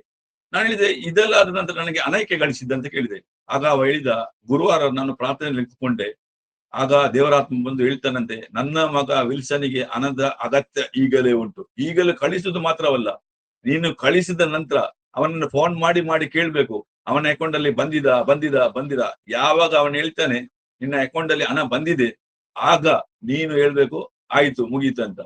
ದೇವರು ಅವನು ಮಾಡಿದ ತ್ಯಾಗಕ್ಕಾಗಿ ಇವತ್ತು ಅವನು ಕುವೈಟ್ ಅಲ್ಲಿ ಬಿಟ್ಕೊಂಡು ಆಸ್ಟ್ರೇಲಿಯಲ್ಲಿ ಸೆಟಲ್ ಆಗಿದ್ದಾನೆ. ಇವತ್ತು ಒಳ್ಳೆ ಕೆಲಸದಲ್ಲಿದ್ದಾನೆ, ಒಳ್ಳೆ ಲೈಫ್ ಸೆಟಲ್ ಮಾಡ್ತಿದ್ದಾನೆ. ಯಾಕಂದ್ರೆ ದೇವರಿಗೆ ಅಸಾಧ್ಯ ಯಾವುದಿಲ್ಲ. ಯಾಕಂದ್ರೆ ನೀನು ದೇವರ ಸೇವಕರಾಗಿ ಒಂದು ನೀರು ಲೋಟಕೊಂಡ್ರೆ ಅವರನ್ನು ನೀವು ಸುವಾರ್ಥಿಕರನ್ನು ಕೊಂಡ್ರೆ ಆ ಸುವಾರ್ಥಿಕರ ನಿಮ್ಗೆ ಸಿಗ್ತದೆ ಅದರ ಪ್ರತಿಫಲ. ನೀವು ಅವರನ್ನು ಪ್ರವಾದಿ ಎನ್ನಿಸಿದ್ರೆ ಆ ಪ್ರವಾದಿಯ ಪ್ರತಿಫಲ ನಿಮ್ಗೆ ಸಿಗ್ತದೆ. ಯಾಕಂದ್ರೆ ದೇವರು ನಮ್ಮ ಕಣ್ಣನ್ನು ಎಲ್ಲ ಸೇವೆಯನ್ನು, ಯಾಕಂದ್ರೆ ಅವರು ನಿನ್ನ ಮಾಡಿದ ಎಲ್ಲ ಕಾರ್ಯವನ್ನು ಅವರು ರೆಕಾರ್ಡ್ ಮಾಡ್ತಾರೆ. ಈಗ ಒಂದ್ಸರಿ ನಾನು ಒಂದು ಮನುಷ್ಯನನ್ನು ದುರಾತ್ಮನ ಬಿಡಿಸ್ತಿದ್ದೆ. ಆಗ ಆ ದುರಾತ್ಮ ಹೇಳ್ತಿದ್ದು, ನೀನು ಯಾವುದೆಲ್ಲ ಕೆಲಸ ಮಾಡ್ತೀಯಾ ಅದರ ಒಂದು ದೇವಲೋಕದಲ್ಲಿ ಒಂದು ಎಂಟರ್ ಆಗ್ತದೆ, ಒಂದು ನರಕ ಲೋಕದಲ್ಲಿ ದುರಾತ್ಮ ಎಂಟರ್ ಮಾಡ್ತದೆ. ಅಂದ್ರೆ ನಾವು ಮಾಡುವ ಈಚ್ ಅಂಡ್ ಎವ್ರಿ ಇವತ್ತು ನಾನು ಈಗ ನಿಮ್ಮ ಹತ್ರ ಮಾತಾಡ್ತೇವೆ, ಅದು ದೇವಲೋಕದಲ್ಲಿ ಎಂಟರ್ ಆಗ್ತದೆ, ನರಕ ಲೋಕದಲ್ಲಿ ಎಂಟರ್ ಆಗ್ತದೆ. ದೇವರಿಗಾಗಿ ಸ್ತೋತ್ರ. ಅದೇ ರೀತಿ ನನಗೆ 2022 ನನಗೊಬ್ಬ ಮನುಷ್ಯ ಪ್ರತಾಪ್ ಎಂದ, ಅವರು ಅವರು ಅಂಕೋಲದವರು. ಅವರು ಎಂತ ಅಂದ್ರೆ ಅವರು ಹಿಂದೂಗಳಿಂದ ಬಂದವರು, ಮೀನು ಬೆಸ್ತರು, ಅವರು ಕೊಂಕಣಿ ಮಾತಾಡ್ತಾರೆ.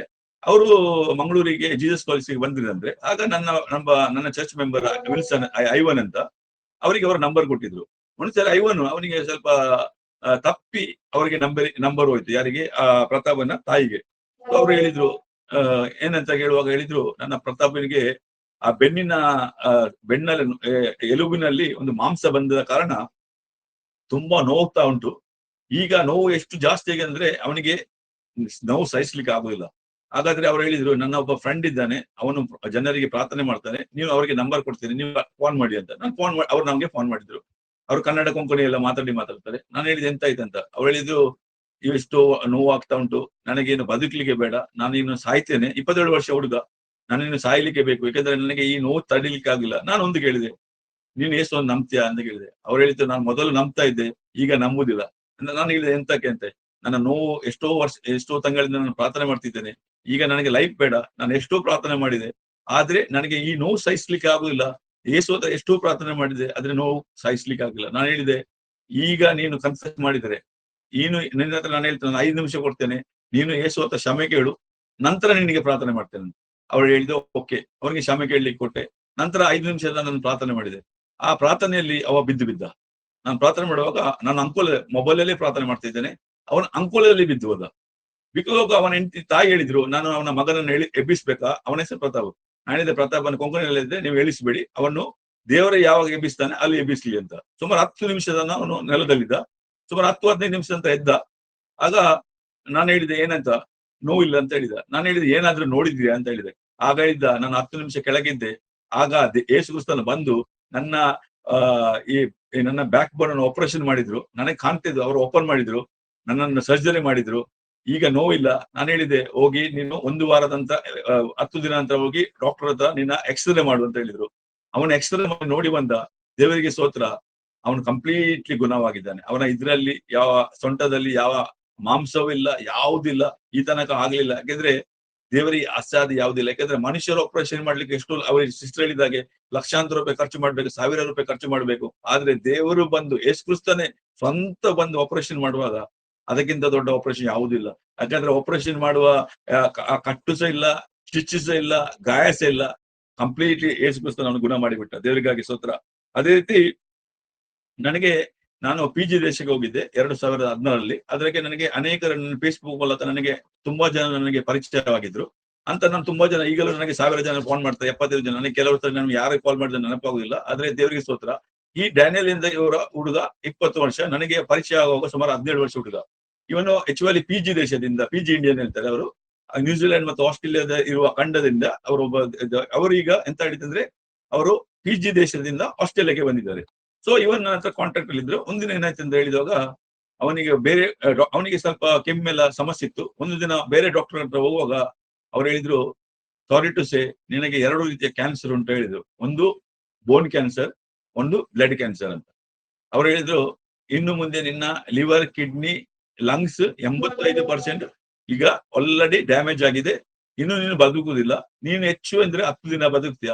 ಆಗ ಅವನಿಗೆ ತುಂಬಾ ದುಃಖ ಆಯ್ತು. ಯಾಕಂದ್ರೆ ಅವರ ಮನೆಯಿಂದ ಯಾರೋ ಹೆಚ್ಚು ರಕ್ಷಣೆ ಹೊಂದಿಲ್ಲ, ಅವನು ಮಾತ್ರ ರಕ್ಷಣೆ ಹಿಂದೂಯಿಂದ ಬಂದಿದ್ದಾರೆ. ಸೊ ಅವನು ಹೇಳಿದ, ನನಗೆ ಸಾಯ್ಲಿಕ್ಕೆ ಮನಸ್ಸಿಲ್ಲ, ಪಾಸ್ಟರೇ ನನಗೊಂದು ಪ್ರಾರ್ಥನೆ ಮಾಡಿ, ನಾನು ನನಗೆ ಬದುಕಬೇಕು. ಆಗ ನಾವ್ ಎಂತ ಮಾಡಿದ್ವಿ ಅಂದ್ರೆ, ನಾವು 3 ದಿನ ಉಪವಾಸ ಪ್ರಾರ್ಥನೆ ಮಾಡ್ತಿದ್ದೆವು. ನಮ್ಮ ಅವಶ್ಯಕತೆಗಾಗಿ, ನಮ್ಮ ನೀಡ್ಸ್ಗಾಗಿ. ಮತ್ತು ನಾವು ಅನೇಕರು ನನ್ನ ಹತ್ರ ಕಾಲ್ ಮಾಡಿದವರು, ಅನೇಕರ ಪ್ರಾರ್ಥನೆ ಕೇಳಿದವರು, ಯಾರೋ ಟಚ್ ಹೇಳಿದ ಅವರಿಗೆ ನಾವು ಪ್ರಾರ್ಥನೆ ಮಾಡ್ತೇವೆ. ಇವಾಗ 3 ದಿನ ಪ್ರಾರ್ಥನೆ ಇವನು ಸಹ ಹೇಳಿದ, ಬ್ರದರ್ ನಮಗೆ ಸಹ ಪ್ರಾರ್ಥನೆ ಮಾಡಿ ಅಂತ. ನನ್ನ ಪಾಸ್ಟರ್ ನನಗೆ ಪ್ರಾರ್ಥನೆ ಮಾಡಿ, ಇಂಗ್ಲಿಷ್ ಅಲ್ಲೇ ಮಾತಾಡ್ತಾರೆ ಅವರು. ಸೊ ನಾನು ಹೇಳಿದೆ, ನಾವು ಪ್ರಾರ್ಥನೆ ಮಾಡುವ, ಚಿಂತೆ ಇಲ್ಲ, ನಾವು ಪ್ರಾರ್ಥನೆ ಇಡ್ತೇವೆ ಅಂತ. ಹಾಗೆ ನಾವು ಪ್ರಾರ್ಥನೆ ಮಾಡ್ತಿದ್ದೆವು. ಸೊ 3 ದಿನ ನಾವು ಪ್ರಾರ್ಥನೆ ಇಡುವಾಗ, ಒಂದು ವಾರ ಸುಮಾರು 10 ದಿನ ನಂತರ ಫೇಸ್ಬುಕ್ ಅಲ್ಲಿ ಡೆತ್ ಸರ್ಟಿಫಿಕೇಟ್ ಬಂತು. ಅಂದ್ರೆ ಡ್ಯಾನಿಯಲ್ ಸತ್ತು ಹೋದ ಅಂತ. ಸೊ ನಾನು ಕೇಳಿದೆ, ನೀವು ಯಾರು ಅಂತ. ಅಂದ್ರೆ ಫೇಸ್ಬುಕ್ ಯಾರ್ದು? ಡ್ಯಾನಿಯಲ್ ಇದ್ದು. ನಾನು ಹೇಳಿದೆ, ನೀವು ಕಳಿಸಿದವರು ಯಾರಂತ ಡೆತ್ ಸರ್ಟಿಫಿಕೇಟ್? ಅವ ಹೇಳಿದೆ, ನಾನೇ ಡ್ಯಾನಿಯಲ್. ನೀನು ಸತ್ತು ಹೋದ್ರೆ ನೀನು ಹೇಗೆ ಸರ್ಟಿಫಿಕೇಟ್ ಕಳಿಸಿದ?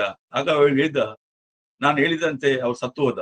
ಅವ್ರನ್ನು ಸತ್ತು ಹೋದ ನಂತರ ಡಾಕ್ಟರ್ ಹೇಳಿದ್ರು, ಇವರ ಡೆತ್ ಸರ್ಟಿಫಿಕೇಟ್ ರೆಡಿ ಮಾಡಿದ್ರು. ಇನ್ನು ಮಾರ್ಗೇಜ್ಗೆ ಅಂದ್ರೆ ಶವ ಇಡುವ ಜಾಗೆಗೆ ಕೊಂಡೋಗುವ ಮೊದಲು ಯೇಸು ಕ್ರಿಸ್ತನು ಪ್ರತ್ಯಕ್ಷನಾದಂತೆ ಹೇಳಿದಂತೆ, ನೀನು ಎದ್ದೇಳು, ಎದ್ದೇಳು, ಎದ್ದೇಳು ಹೇಳಿದಂತೆ. ಅವ ಎದ್ದೇಳಿದ. ಎದ್ದೇಳಿದ ನಂತರ ನೋಡುವಾಗ ಅವ್ರು ಎದ್ದೇಳಿದ್ರು. ನಂತರ ಡಾಕ್ಟರ್ ಅವರನ್ನು ಪುನಃ ಚೆಕ್ ಮಾಡಿದ್ರು. ಇವನ ಹೇಗೆ ಸಾಯಲಿಲ್ಲ, ಸತ್ತು ಹೋಗಿದ್ದಾರೆ ಅಲ್ಲೆಲ್ಲ, ಇವನು ಹೇಗೆ ಪುನಃ ಎದ್ದು ಹೋದ ಅಂತ. ಸುಮಾರು ಎಂತ ಮಾಡಿದ್ರೆ ಅಂದ್ರೆ, ಪುನಃ ಎಂತ ಮಾಡಿದ್ರು ಇವರು, ಡಾಕ್ಟರ್ ಇವನ ಪುನಃ ರಿಪೋರ್ಟ್ ಮಾಡ್ಲಿಕ್ಕೆ ಸ್ಟಾರ್ಟ್ ಮಾಡಿದ್ರು. ಸೆಕೆಂಡ್ ರಿಪೋರ್ಟ್, ಇವರ ಬ್ಲಡ್ ಕ್ಯಾನ್ಸರ್ ಉಂಟು, ಬೋನ್ ಕ್ಯಾನ್ಸರ್ ಉಂಟು. ಇವರು ಪುನಃ ಸ್ಟಾರ್ಟ್ ಮಾಡಿದ್ರು ನೋಡ್ಲಿಕ್ಕೆ.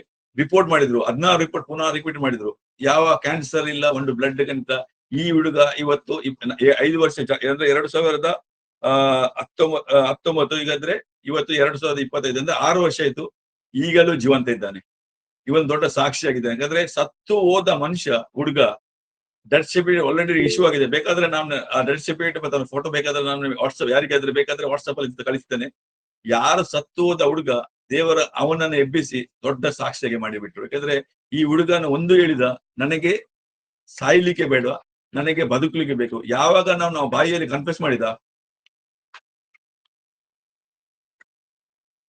ದೇವರು ಅವನ ಮಾತಿನಂತೆ ಅವನಿಗೆ ಅನೇಕ ವರ್ಷ ಆಡ್ ಮಾಡಿದ್ರು. ನೋಡ್ತೇವಲ್ಲ, ಇಸ್ಕೇನ ಸಮಯದಲ್ಲಿ ಇಸ್ಕೇನಿಗೆ 15 ವರ್ಷ ಏಸನ್ನು ಪ್ರಾರ್ಥನೆ ಮಾಡುವಾಗ ದೇವರು ಹೇಳಿದ್ರು, ಅವನಿಗೆ 15 ವರ್ಷ ಜಾಸ್ತಿ ಮಾಡುವಂತ. ನಾನು ಅವನೇ 15 ವರ್ಷ ಕೊಡ್ತಾರೆ. ಅದೇ ರೀತಿ ಇವತ್ತು ನಾವು ಯಾರಿಗೆ ಪ್ರಾರ್ಥನೆ ಮಾಡೋ, ಎಲ್ಲರನ್ನು ದೇವರು, ನಾನು ನೆನಪಿಡಿ, ದೇವರು ಎಲ್ಲರನ್ನು ಬದುಕಿಸುವುದಿಲ್ಲ.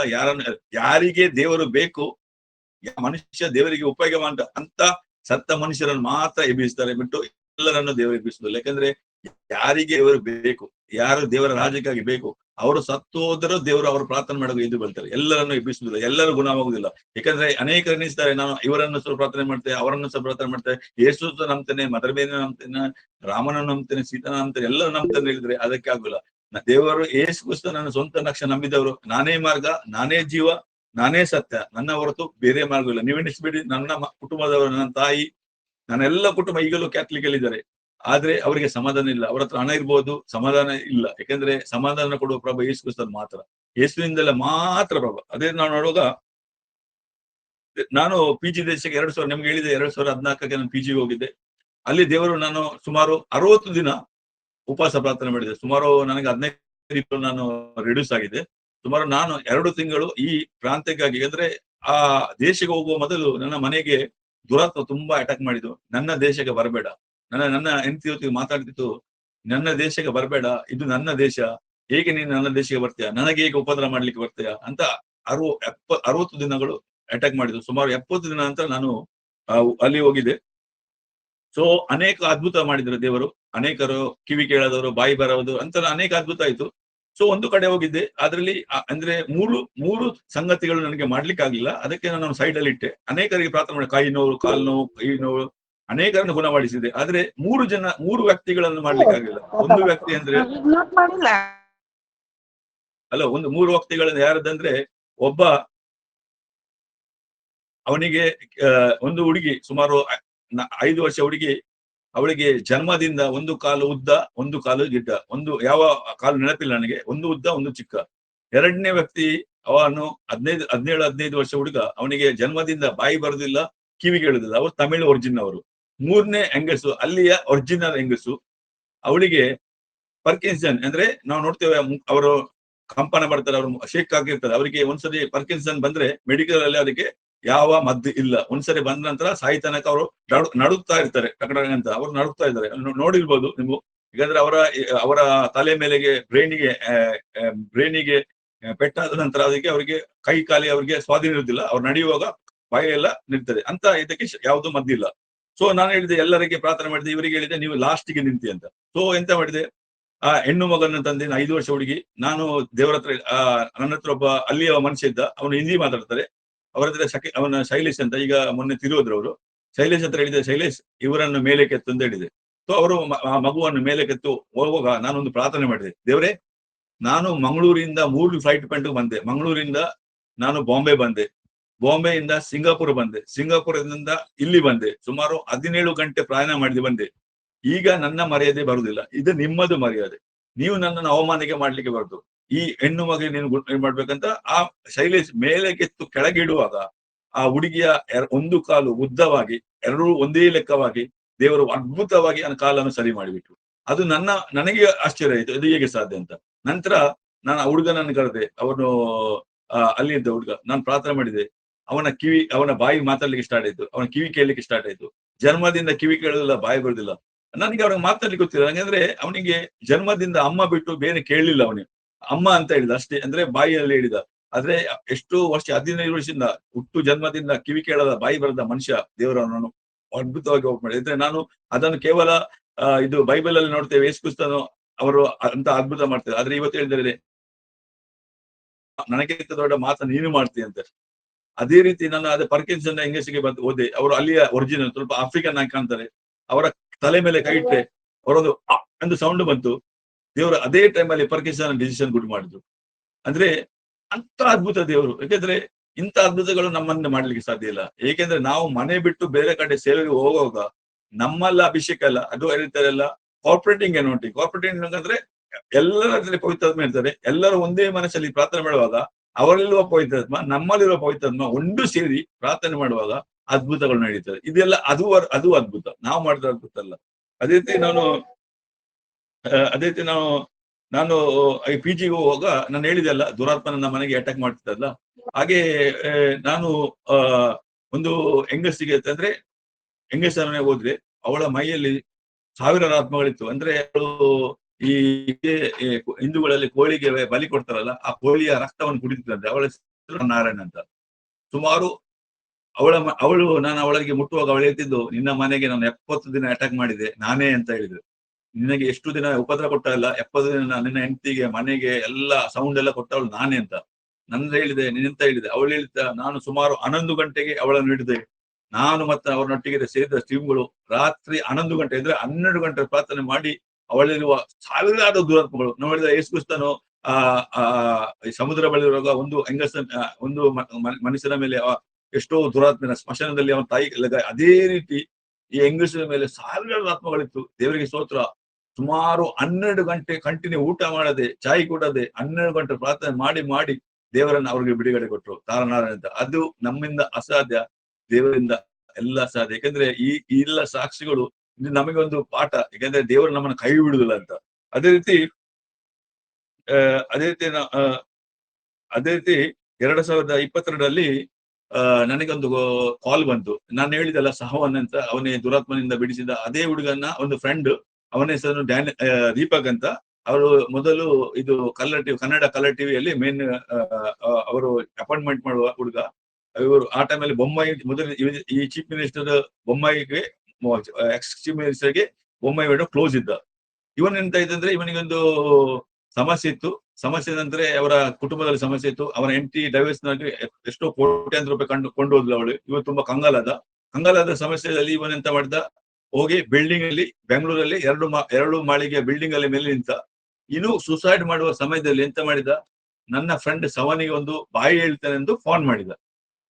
ಸೊ ನಾನು ಮೇಲೆ ನಿಂತಿದ್ದೇನೆ, ನಾನು ಸಾಯುವ ಸ್ಥಿತಿ. ಆಗ ಅವನು ಕಾಲ್ ಮಾಡುವಾಗ ನನಗೆ ನಾನು ಥ್ಯಾಂಕ್ಸ್ ಬಾಯಿ ಹೇಳ್ತೇನೆ. ಆಗ ಸವನ್ ಎಂತ ಮಾಡಿದ, ಕಾನ್ಫರೆನ್ಸ್ ನನಗೆ ಕೊಟ್ಟ. ನನ್ನನ್ನು ತುಳು ಭಾಷೆಯಲ್ಲಿ ಮಾತಾಡಲು, ವಿಲ್ಸನ್ ಅವನೊಬ್ಬ ನನ್ನ ಫ್ರೆಂಡ್ ಮೇಲೆ ಬಿಲ್ಡಿಂಗ್ ಅಲ್ಲಿ ನಿಂತಿದ್ದಾನೆ, ಸುಸೈಡ್ ಮಾಡ್ಲಿಕ್ಕೆ ರೆಡಿ ಆಗಿದ್ದಾನೆ, ಏನಾದ್ರೂ ಮಾತಾಡು ಅಂತ ಹೇಳಿದ್ರು. ನನಗೆ ದೇವರು ಏನು ಮಾತಾಡಿದ ಗೊತ್ತಿಲ್ಲ, ಸಂತೈಸುವ ಮಾತ್ರ ನಾನು ಆ ಟೈಮಲ್ಲಿ ನಮ್ಗೆ ಎನಿಸ್ಲಿಕ್ಕೆ ಸಮಯ ಇಲ್ಲ.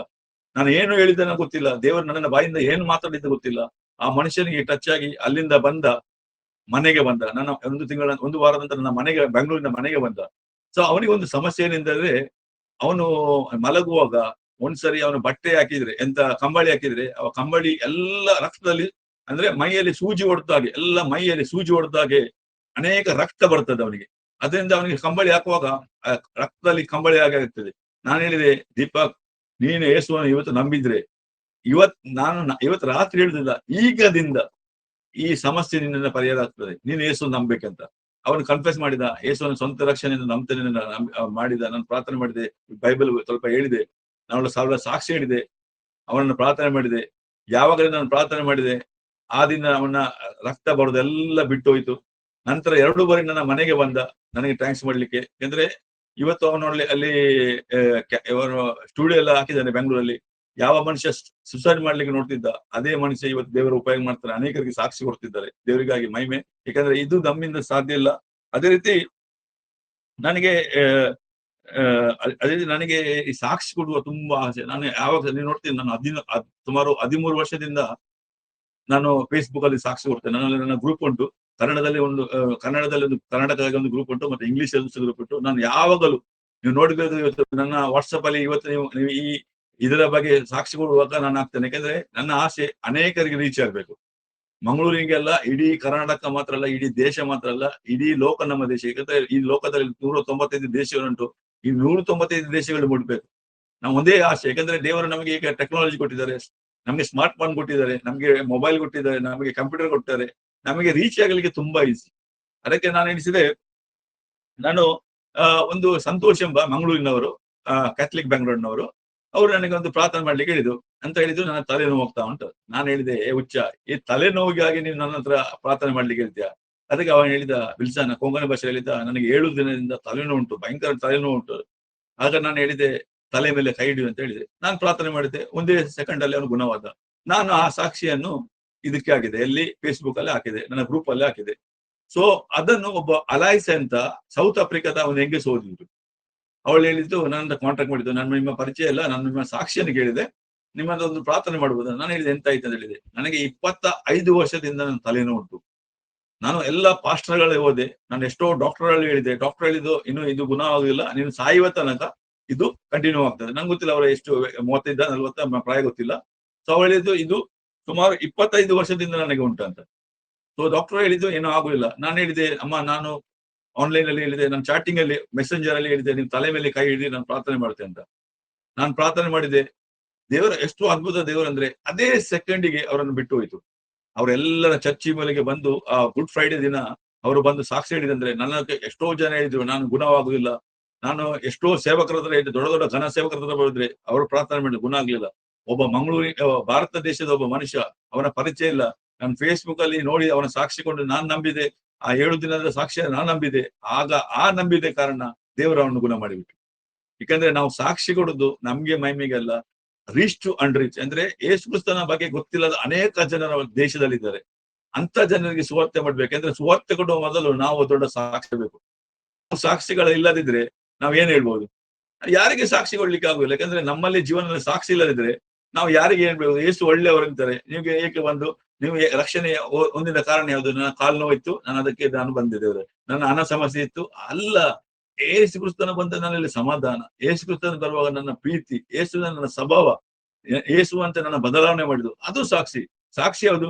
ದೇವರ ಲೋಕದ ಮೇಲೆ ಎಷ್ಟೋ ಬಿಟ್ಟು ತನ್ನ ಒಬ್ಬನನ್ನೇ ಮಗನನ್ನು ಕೊಟ್ಟನು. ಆತನು ನಂಬಿದರೆ ಒಬ್ಬರು ನಾಶವಾದೆ ಎಲ್ಲರೂ ನಿತ್ಯ ಜೀವನ ಬೇಕು ಅದಕ್ಕಾಗಿ ಕೊಟ್ರು. ಅದು ದೊಡ್ಡ ಸಾಕ್ಷಿ. ಅದಕ್ಕಿಂತ ದೊಡ್ಡ ಸಾಕ್ಷಿ ಇಲ್ಲ. ಯಾರು ನಮ್ಮ ಈ ಲೋಕದಲ್ಲಿ ಪಾಪಿಗಳಿಗೆ ಹೇಗೆ ಯಾರು ಸಾಯ್ತಾರೆ ಅವರು ಯೇಸು ಕ್ರಿಸ್ತನ್ ಮಾತ್ರ. ಅದು ದೊಡ್ಡ ಸಾಕ್ಷಿ. ಅಂತ ಸಾಕ್ಷಿಗಳು ಜನರಿಗೆ, ಯಾಕಂದ್ರೆ ಅನೇಕರಿಗೆ ಯೇಸು ಕ್ರಿಸ್ತನ ಬಗ್ಗೆ ಗೊತ್ತಿಲ್ಲ. ಅವರಿಗೆ ನಾವು ಈಗ ವಾಕ್ಯ ವಿವರಣೆ ಮಾಡುವಾಗ ಅವರಿಗೆ ಗೊತ್ತಾಗ್ತದೆ ಯೇಸು ಕ್ರಿಸ್ತನ್ ಯಾರು ಅಂತ. ನೀವು ನಾವು ಅವರ ಹತ್ರ ಹೇಳದಿದ್ರೆ ಅವರಿಗೆ ಯೇಸು ಕ್ರಿಸ್ತನ ಬಗ್ಗೆ ಗೊತ್ತಿರಲಿಲ್ಲ. ಸುವಾರ್ತಿಗರಿಂದ ಯೇಸು ಈ ಲೋಕಕ್ಕೆ ಬಂದ ಕಾರಣ ಯಾವುದು, ಈ ಲೋಕದಲ್ಲಿ ಅವರು ಮಾಡಿದ ಅದ್ಭುತ ಯಾವುದು, ಈ ಲೋಕದಲ್ಲಿ ಅವರ ಪ್ರೀತಿ ಯಾವುದು, ಅದನ್ನು ಹೇಳಿದು ನಮ್ಮ ಸಾಕ್ಷಿ ಅದು. ನಾವು ಹೇಳಿದಲ್ಲ, ಪವಿತ್ರ ನಮ್ಮ ಮೇಲೆ ಬರಲು ನಾವು ಬಲ ಹೊಂದಿಕೊಂಡು ಯೆರೂಸಲೇಮಿನಲ್ಲಿ, ಯೂದಾಯದಲ್ಲಿ, ಸಮಾರ್ಯದಲ್ಲಿ ಲೋಕದ ಕಟ್ಟೆಗೆ ಸುವಾರ್ತೆ ನಾವು ಸಾಕ್ಷಿಗಳಾಗಬೇಕು. ಈ ಸಾಕ್ಷಿಗಳು ನಮ್ಮ ಜೀವನವೇ ಸಾಕ್ಷಿ. ಯಾಕಂದ್ರೆ ನಮ್ಮಲ್ಲಿ ಜೀವನ ಸಾಕ್ಷಿ ಇಲ್ಲ, ನಾವೇ ಜೀವನ ಸಾಕ್ಷಿ. ಅದೇ ರೀತಿ ನಾನು 2016ರಲ್ಲಿ ನನ್ನ ನಾನು ಅಲ್ಲಿ ಸುಮಾರು 26 ದಿವಸ PG ದೇಶ ಹೋಗಿದ್ದೆ.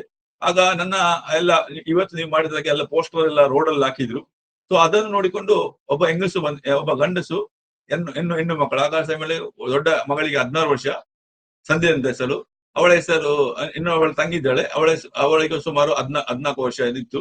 ಅವರೆಲ್ಲ ಬಂದ್ರು. ಅವಳು ಹೇಳಿದ್ರು, ಹಿಂದಿ ಮಾತಾಡಿದ್ರು, ಬ್ರದರ್ ನಮಗೊಂದು ಪ್ರಾರ್ಥನೆ ಮಾಡ್ತೀರಾ ಹೇಳಿದ್ರು. ಎಂತ ಇದೆ ಹೇಳಿ, ನಮ್ಮ ಬಿಸ್ನೆಸ್ ಒಂದು ಪ್ರಾರ್ಥನೆ ಮಾಡಿ, ನಮ್ಮ ಹೋಟೆಲ್ ಉಂಟು, ರೆಸ್ಟೋರೆಂಟ್, ನಿಮಗೆ ಪ್ರಾರ್ಥನೆ ಮಾಡಿ.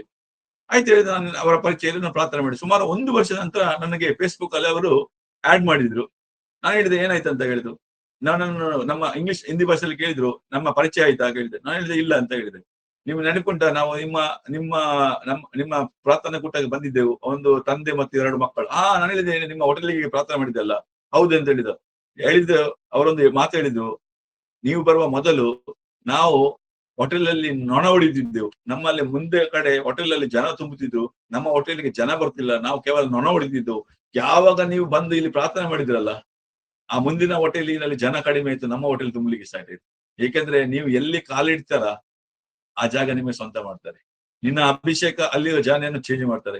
ಇವತ್ತು ನಾವು ಯಾರ್ಯಾರ ಯೇಸುವನ್ನು ನಂಬ್ತಾರೆ, ಯಾವ ಯೋಶುವನಿಗೆ ಕೊಟ್ಟ ಅಕ್ರಪೆ ಯಾವ ಪ್ರಾಂತ್ಯಕ್ಕೆ ಕಾಲಿಡ್ತಲ್ಲ ಆ ಜಾಗ ನಿಮಗೆ ಸ್ವಂತವಾಗ್ತದೆ ಹೇಳ್ತಾರೆ. ಯಾರು ಹೇಳ್ತಾರೆ ದುರಾತ್ಮ ಉಂಟು, ಮನೆ ಬಿಟ್ಟು ಹೋಗ್ಬೇಕು, ಅಲ್ಲಿ ಇಲ್ಲಿ ದೇವದ ಶಕ್ತಿ ಉಂಟು, ಅಲ್ಲಿ ಸೋಲು ಉಂಟು, ಅದು ಉಂಟು ಹೇಳಿದ್ರೆ ನಂಬೇಡಿ. ನಮ್ಮ ದೇವರು ನಮ್ಮೊಳಗಿರುವಾಗ ಯಾವ ದುರಾತ್ಮ ಆಗ್ಲಿ, ಯಾವ ಸೈತಾನ ಆಗ್ಲಿ, ಯಾವ ಸೋಲು ಆಗಿ ಇಲ್ಲವೇ ಇಲ್ಲ. ನೀವೆನಿಸ್ಬೋದು, ನಾನು ಅದಕ್ಕೆ ಅನೇಕ ಉದಾಹರಣೆ ಹೇಳ್ಬೋದು. ಅನೇಕ ಪಾಸ್ಟರ್ ಹೇಳ್ತಾರೆ ಈ ಮನೆಯನ್ನು ಬಿಟ್ಟು ಹೋಗ್ವಿ, ಅಲ್ಲಿ ದುರಾತ್ಮ ಉಂಟು. ನಾನು ಹೇಳಿದೆ ಬೇಕಾದ್ರೆ ದುರಾತ್ಮ ಹೋಗಿ ಅವನು ಹೋಗ್ಲಿ, ಇದು ನಿಮಗೆ ಕೊಟ್ಟ ದೇವರು, ನಿಮ್ಮ ಆಶೀರ್ವಾದ. ಜೋಶುವನಿಗೆ ಕೊಟ್ಟ ಅದೇ ವಾಗ್ದಾನ ನಿಮ್ಮಿದ್ದ ವಾಗ್ದಾನ, ನೀವು ಬಿಟ್ಟು ಹೋಗ್ಬಾರ್ದಂತ. ಅದೇ ರೀತಿ ನಾನು ಅದೇ ಸಂಧ್ಯನಿಗೆ ಮುಂದೆ ಏನಾಯ್ತಂದ್ರೆ ಸುಮಾರು 5-6 ವರ್ಷ ನಂತರ ಅವರ ಬಿಸ್ನೆಸ್ಸಿಗೆ ಯಾರೋ ಮಾಟ ಮಂತ್ರ ಮಾಡಿದ್ರು. ಮಾಟ ಮಂತ್ರ ಎಷ್ಟು ವಿದ್ರೂಪ ಅಂದ್ರೆ, ಅವರು ರಾತ್ರಿಯಲ್ಲಿ ಅಂದ್ರೆ ಅವರ ತಂದೆ, 2 ಹೆಣ್ಣು ಮಕ್ಕಳು, ಒಬ್ಬ ತಮ್ಮ ಮತ್ತು ಅವರ ತಾಯಿ ಮತ್ತು ಅಜ್ಜಿ, ತಂದೆ ತಾಯಿ ಅವರೆಲ್ಲ ಇದ್ರು. ಅವರ ಮನೆಗೆ ರಾತ್ರಿ ಆಗುವಾಗ ಮನೆಯೊಳಗೆ ಸೌಂಡ್ ಬರೋದು, ಡೋರ್ ಹೊಡೆಯುದು, ನಂತರ ಗ್ಲಾಸ್ ಅನ್ನು ಹೊಡೆಯುದು, ಅವರಿಗೆ ತಾಯಿಗೆ ಒಂದು ಟಾಪ್ ಹೊಡೆಯುದು, ಇದೆಲ್ಲ ನಡೀತಾ ಉಂಟು. ತುಂಬಾ ಎದುರಿದ್ರು. ಅವರೆಂತ ಮಾಡಿದ್ರು, ಮನೆಯಲ್ಲಿ ಇನ್ನು ಸಮಸ್ಯೆ ಉಂಟಂತ ರೆಸ್ಟೋರೆಂಟ್ ಒಳಗೆ ಮಲಗಲಿಕ್ಕೆ ಸ್ಟಾರ್ಟ್ ಮಾಡಿದ್ರು. ರೆಸ್ಟೋರೆಂಟ್ ಅಲ್ಲಿ ಅದೇ ಸಮಸ್ಯೆ, ಅಲ್ಲಿ ಅದೇ ಸಮಸ್ಯೆ, ಹೊಡೆಯುವುದಲ್ಲ.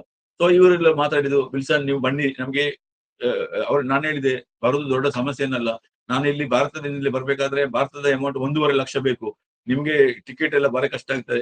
ಅವರು ಹೇಳಿದ್ರು ನಾವೇ ಜೀವಂತ ಇದ್ರೆ ನಾವು ಏನು ಹಣ ಮಾಡಿ ಏನ್ ಮಾಡುದಂತ. ನಾನು ಹೇಳಿದೆ ನಾವು ಪ್ರಾರ್ಥನೆ ಮಾಡುವಂತ. ಸುಮಾರು 1 ತಿಂಗಳು ಪ್ರಾರ್ಥನೆ ಮಾಡಿದ್ದು. ಆಗ ಅಲ್ಲಿ ದುರಾತ್ಮಗಳು ನಮ್ಮ ಮನೆಗೆ ಬಂದು ಹೇಳ್ತಾ ಉಂಟು, ನೀನು ಏಕೆ ಮಧ್ಯಸ್ಥಿಗೆ ಪ್ರಾರ್ಥನೆ ಮಾಡ್ತೀಯಾ, ನಿನ್ನನ್ನು ಬಿಡುವುದಿಲ್ಲ, ನಿನ್ನನ್ನು ಕೊಲ್ತೇನೆ ಅಂತ ಹೇಳಿದ್ರು. ನಾವು ಪ್ರಾರ್ಥನೆ ಮಾಡಿದ್ದು ನನ್ನ ಹೆಂಡತಿಗೆ ದರ್ಶನ ಕಾಣ್ತದೆ, ದುರಾತ್ಮ ನಮ್ಮ ಮನೆಗೆ ಬಂದು ನೀನು ಇಂಟರ್ಫೇರ್ ಮಾಡ್ಬೇಡ, ನೀನು ಅವರ ಮನೆಗೆ ಬರಬೇಡ, ನೀನು ಏಕೆ ಮನೆಗೆ ಬರ್ತಾರೆ. ನಾವು ಪ್ರಾರ್ಥನೆ ಮಾಡಿ 30 ದಿನ ಆಗುವಾಗ ದೇವರು ಕಂಪ್ಲೀಟ್ ಬಿಡುಗಡೆ ಕೊಟ್ಟು. ಸಹ ನಾನು ಹೇಳಿದೆ ನಿಮ್ಮ ನಿಮ್ಮ ಹೋಟೆಲ್ ಒಳಗೆ ಏನಾದ್ರೂ ಉಂಟು ಅದನ್ನು ತೆಗಿಬೇಕಂತ.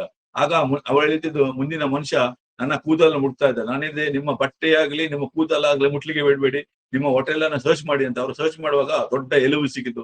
ಯಾವಾಗ ಎಲುಬನ್ನು ಒಳಗೆ ಬಿಸಾಡಿದ್ರು, ಆ ಮನೆಯಿಂದ ಕಂಪ್ಲೀಟ್ ಮನೆ ಎಲ್ಲ ಬಿಡುಗಡೆ ಆಯ್ತು. ದೇವರು ಪುನಃ ಅದೇ ರೆಸ್ಟೋರೆಂಟ್ ಮಾಡಿದ್ದು. ನಾವು ಪ್ರಾರ್ಥನೆ ಮುಂದುವರಿಸುವಾಗ ಆ ಮುಂದಿನ ಬಿಸ್ನೆಸ್ ಮ್ಯಾನ್ ಕಂಪ್ಲೀಟ್ ರೆಸ್ಟೋರೆಂಟ್ ಬಂದ್ ಆಗಿಬಿಟ್ಟಿದ್ದು. ಏಕೆಂದ್ರೆ ನಾವು ಪ್ರಾರ್ಥನೆ ಮಾಡುವಾಗ ದೇವರು ನಿಮ್ಮ ಮುಂದಿನ ವ್ಯಕ್ತಿ ಯಾರೋ ಸತ್ರು ದೊಡ್ಡ ಸರಿ ಅದನ್ನು ದೇವರು ಬಂದ್ ಮಾಡ್ತಾರೆ. ದೇವರಿಗೆ ಅಸಾಧ್ಯ ಯಾವ್ದು. ಯಾರು ನೀತಿಯಿಂದ ನಡೀತಾರೆ ಅವರನ್ನು ಮಾಡ್ತಾರೆ, ಆದ್ರೆ ಯಾರು ನೀತಿಯಿಂದ ಹೊರಗೆ ಬರ್ತಾರೆ ದೇವರವನ್ನ ಬಿಟ್ಟು. ಅದೇ ರೀತಿ ನನಗೆ 2016 ನನಗೆ ಒಂದು ಮನೆಯಲ್ಲಿ ನನಗೆ 26 ದಿನ ನನಗೆಲ್ಲ ಊಟ ಎಲ್ಲ ವ್ಯವಸ್ಥೆ ಅವರೇ ಮಾಡಿದ್ರು. ನನಗೆ ಫೇಸ್‌ಬುಕ್ ಅಲ್ಲಿ ನನಗೆ ಪರಿಚಯ ಆದದ್ದು ಅವರಿಗೆ. ಅವರ ಹೆಸರು ಶೈಲೇಶ್ ಅಂತ, ಅವರ ಹೆಂಡತಿ ಶಕಿನ್ ಅಂತ, ಶೋಭನಾ ಅಂತ. ಸೊ ಅವರಿಗೆ 2 ಮಕ್ಕಳಿದ್ರು. ಸೊ ನಾನು ಅವರ ಮನೆಯಲ್ಲಿ ನಿಂತಿದ್ದೆ. ಸೊ ಅವರ ತಾಯಿ, ಶೋಭನನ ತಾಯಿ ಒಂದು ರೆಸ್ಟೋರೆಂಟ್ ಅಲ್ಲಿ ಇದು ಕುಕ್ ಆಗಿದ್ರು. ಸೊ ಅವರು ಹೇಳಿದ್ರು, ಅವರ ಬಾಸ್ ಅವ್ರಿಗೆ ಹೇಳಿದ್ರು, ಅವರು ಹಿಂದೂ ಆಗಿದ್ರು. ಅವ್ರು ಹೇಳಿದ್ರು, ನನ್ನ ಸಾರಿ, ಭಾರತ ದೇಶದಿಂದ ಒಬ್ಬರು ಬಂದಿದ್ದಾರೆ ಸೇವಕರು. ಆಗ ಅವ್ರು ಹೇಳಿದ್ರು, ಒಂದು ನಮ್ಮ ರೆಸ್ಟೋರೆಂಟ್‌ಗೆ ಒಂದು ಪ್ರಾರ್ಥನೆ ಮಾಡ್ಲಿಕ್ಕೆ ಬರ್ಬೋದಾ ಅಂತ ಹೇಳಿದ್ರು. ನಾನು ಹೇಳಿದೆ, ಅವರು ನನ್ನನ್ನು ಕೊಂಡೋದ್ರು. ಸೊ ಕಿಚನ್‌ಗೆ ಕೊಂಡೋದ್ರು. ಯಾಕಂದ್ರೆ ಹೊರಗೆ ಕಸ್ಟಮರ್ ಇದ್ದಾರಲ್ಲ, ಅದು ಕಿಚನ್‌ಗೆ ಕೊಂಡೋದ್ರು. ಹೇಳಿದ್ರು ಪ್ರಾರ್ಥನೆ ಮಾಡಿ ಅಂತ. ಸೊ ಕಿಚನ್‌ಗೆ ಪ್ರಾರ್ಥನೆ ಮಾಡಿದೆ. ಸೊ ಅವರು ನನಗೆ ಬ್ರೇಕ್‌ಫಾಸ್ಟ್ ಎಲ್ಲ ಕೊಟ್ರು. ನಾವು ಹೊರಗೆ ಬಂದೆವು. ಸುಮಾರು 3 ದಿನ ನಂತರ ನನಗೆ ಕಾಲ್ ಬಂತು. ನಗಾಡಿ ಹೇಳ್ತಾರೆ, ಇನ್ನು ಮುಂದೆ ನೀವು ನಮ್ಮ ರೆಸ್ಟೋರೆಂಟ್‌ಗೆ ಕಾಲಿಡಬಾರ್ದು ಅಂತ. ಸೊ ನನಗೆ ತುಂಬಾ ಆಶ್ಚರ್ಯ ಆಯ್ತು, ತುಂಬಾ ದುಃಖ ಸಹ ಆಯ್ತು. ಎಂತ ಹೇಳ್ತಾರೆ, ನಾನು ಬಂದ ನಂತರ ಎಲ್ಲ ಹೋಟೆಲ್ ಬಂದಾಯ್ತಾ ಅಂತ.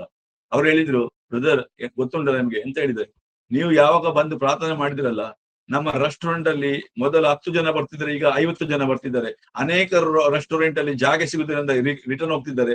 ಹೀಗೆ ಮಾಡಿದ್ರೆ ನಮ್ಮ ಹೋಟೆಲ್ ಇದು ಆಗ್ತದೆ. ಈಗ ನೀವು ಪುನಃ ಬಂದ್ರೆ ಇನ್ನು 50ರಿಂದ 100 ಆದ್ರೆ ನಾವು ಎಲ್ಲ ಕಸ್ಟಮರ್ ಹೊರಗೆ ಹೋದ್ರೆ ನಮ್ಮ ರೆಸ್ಟೋರೆಂಟ್ ಇಂದ ಹೆಸರೇ ಹಾಳಾಗ್ತದೆ. ಅದಕ್ಕಾಗಿ ನೀವು ಇನ್ನೂ ಬರಬಾರ್ದು ಬೇಡ ಅಂತ ಹೇಳಿದೆ ಅಂತ. ನನಗೆ ಆಶ್ಚರ್ಯ ಇದೆ. ಅಂದ್ರೆ 3 ದಿನದೊಳಗೆ ದೇವರು ಬಿಸ್ನೆಸ್ ಅನ್ನು ಡಬಲ್ ಟ್ರಿಬಲ್ ಮಾಡ್ಬೇಕಾದ್ರೆ ನಮ್ಮಲ್ಲಿರುವ ಅಭಿಷೇಕ ಎಂತ ದೊಡ್ಡ ಅಭಿಷೇಕ ಅಂದ್ರೆ.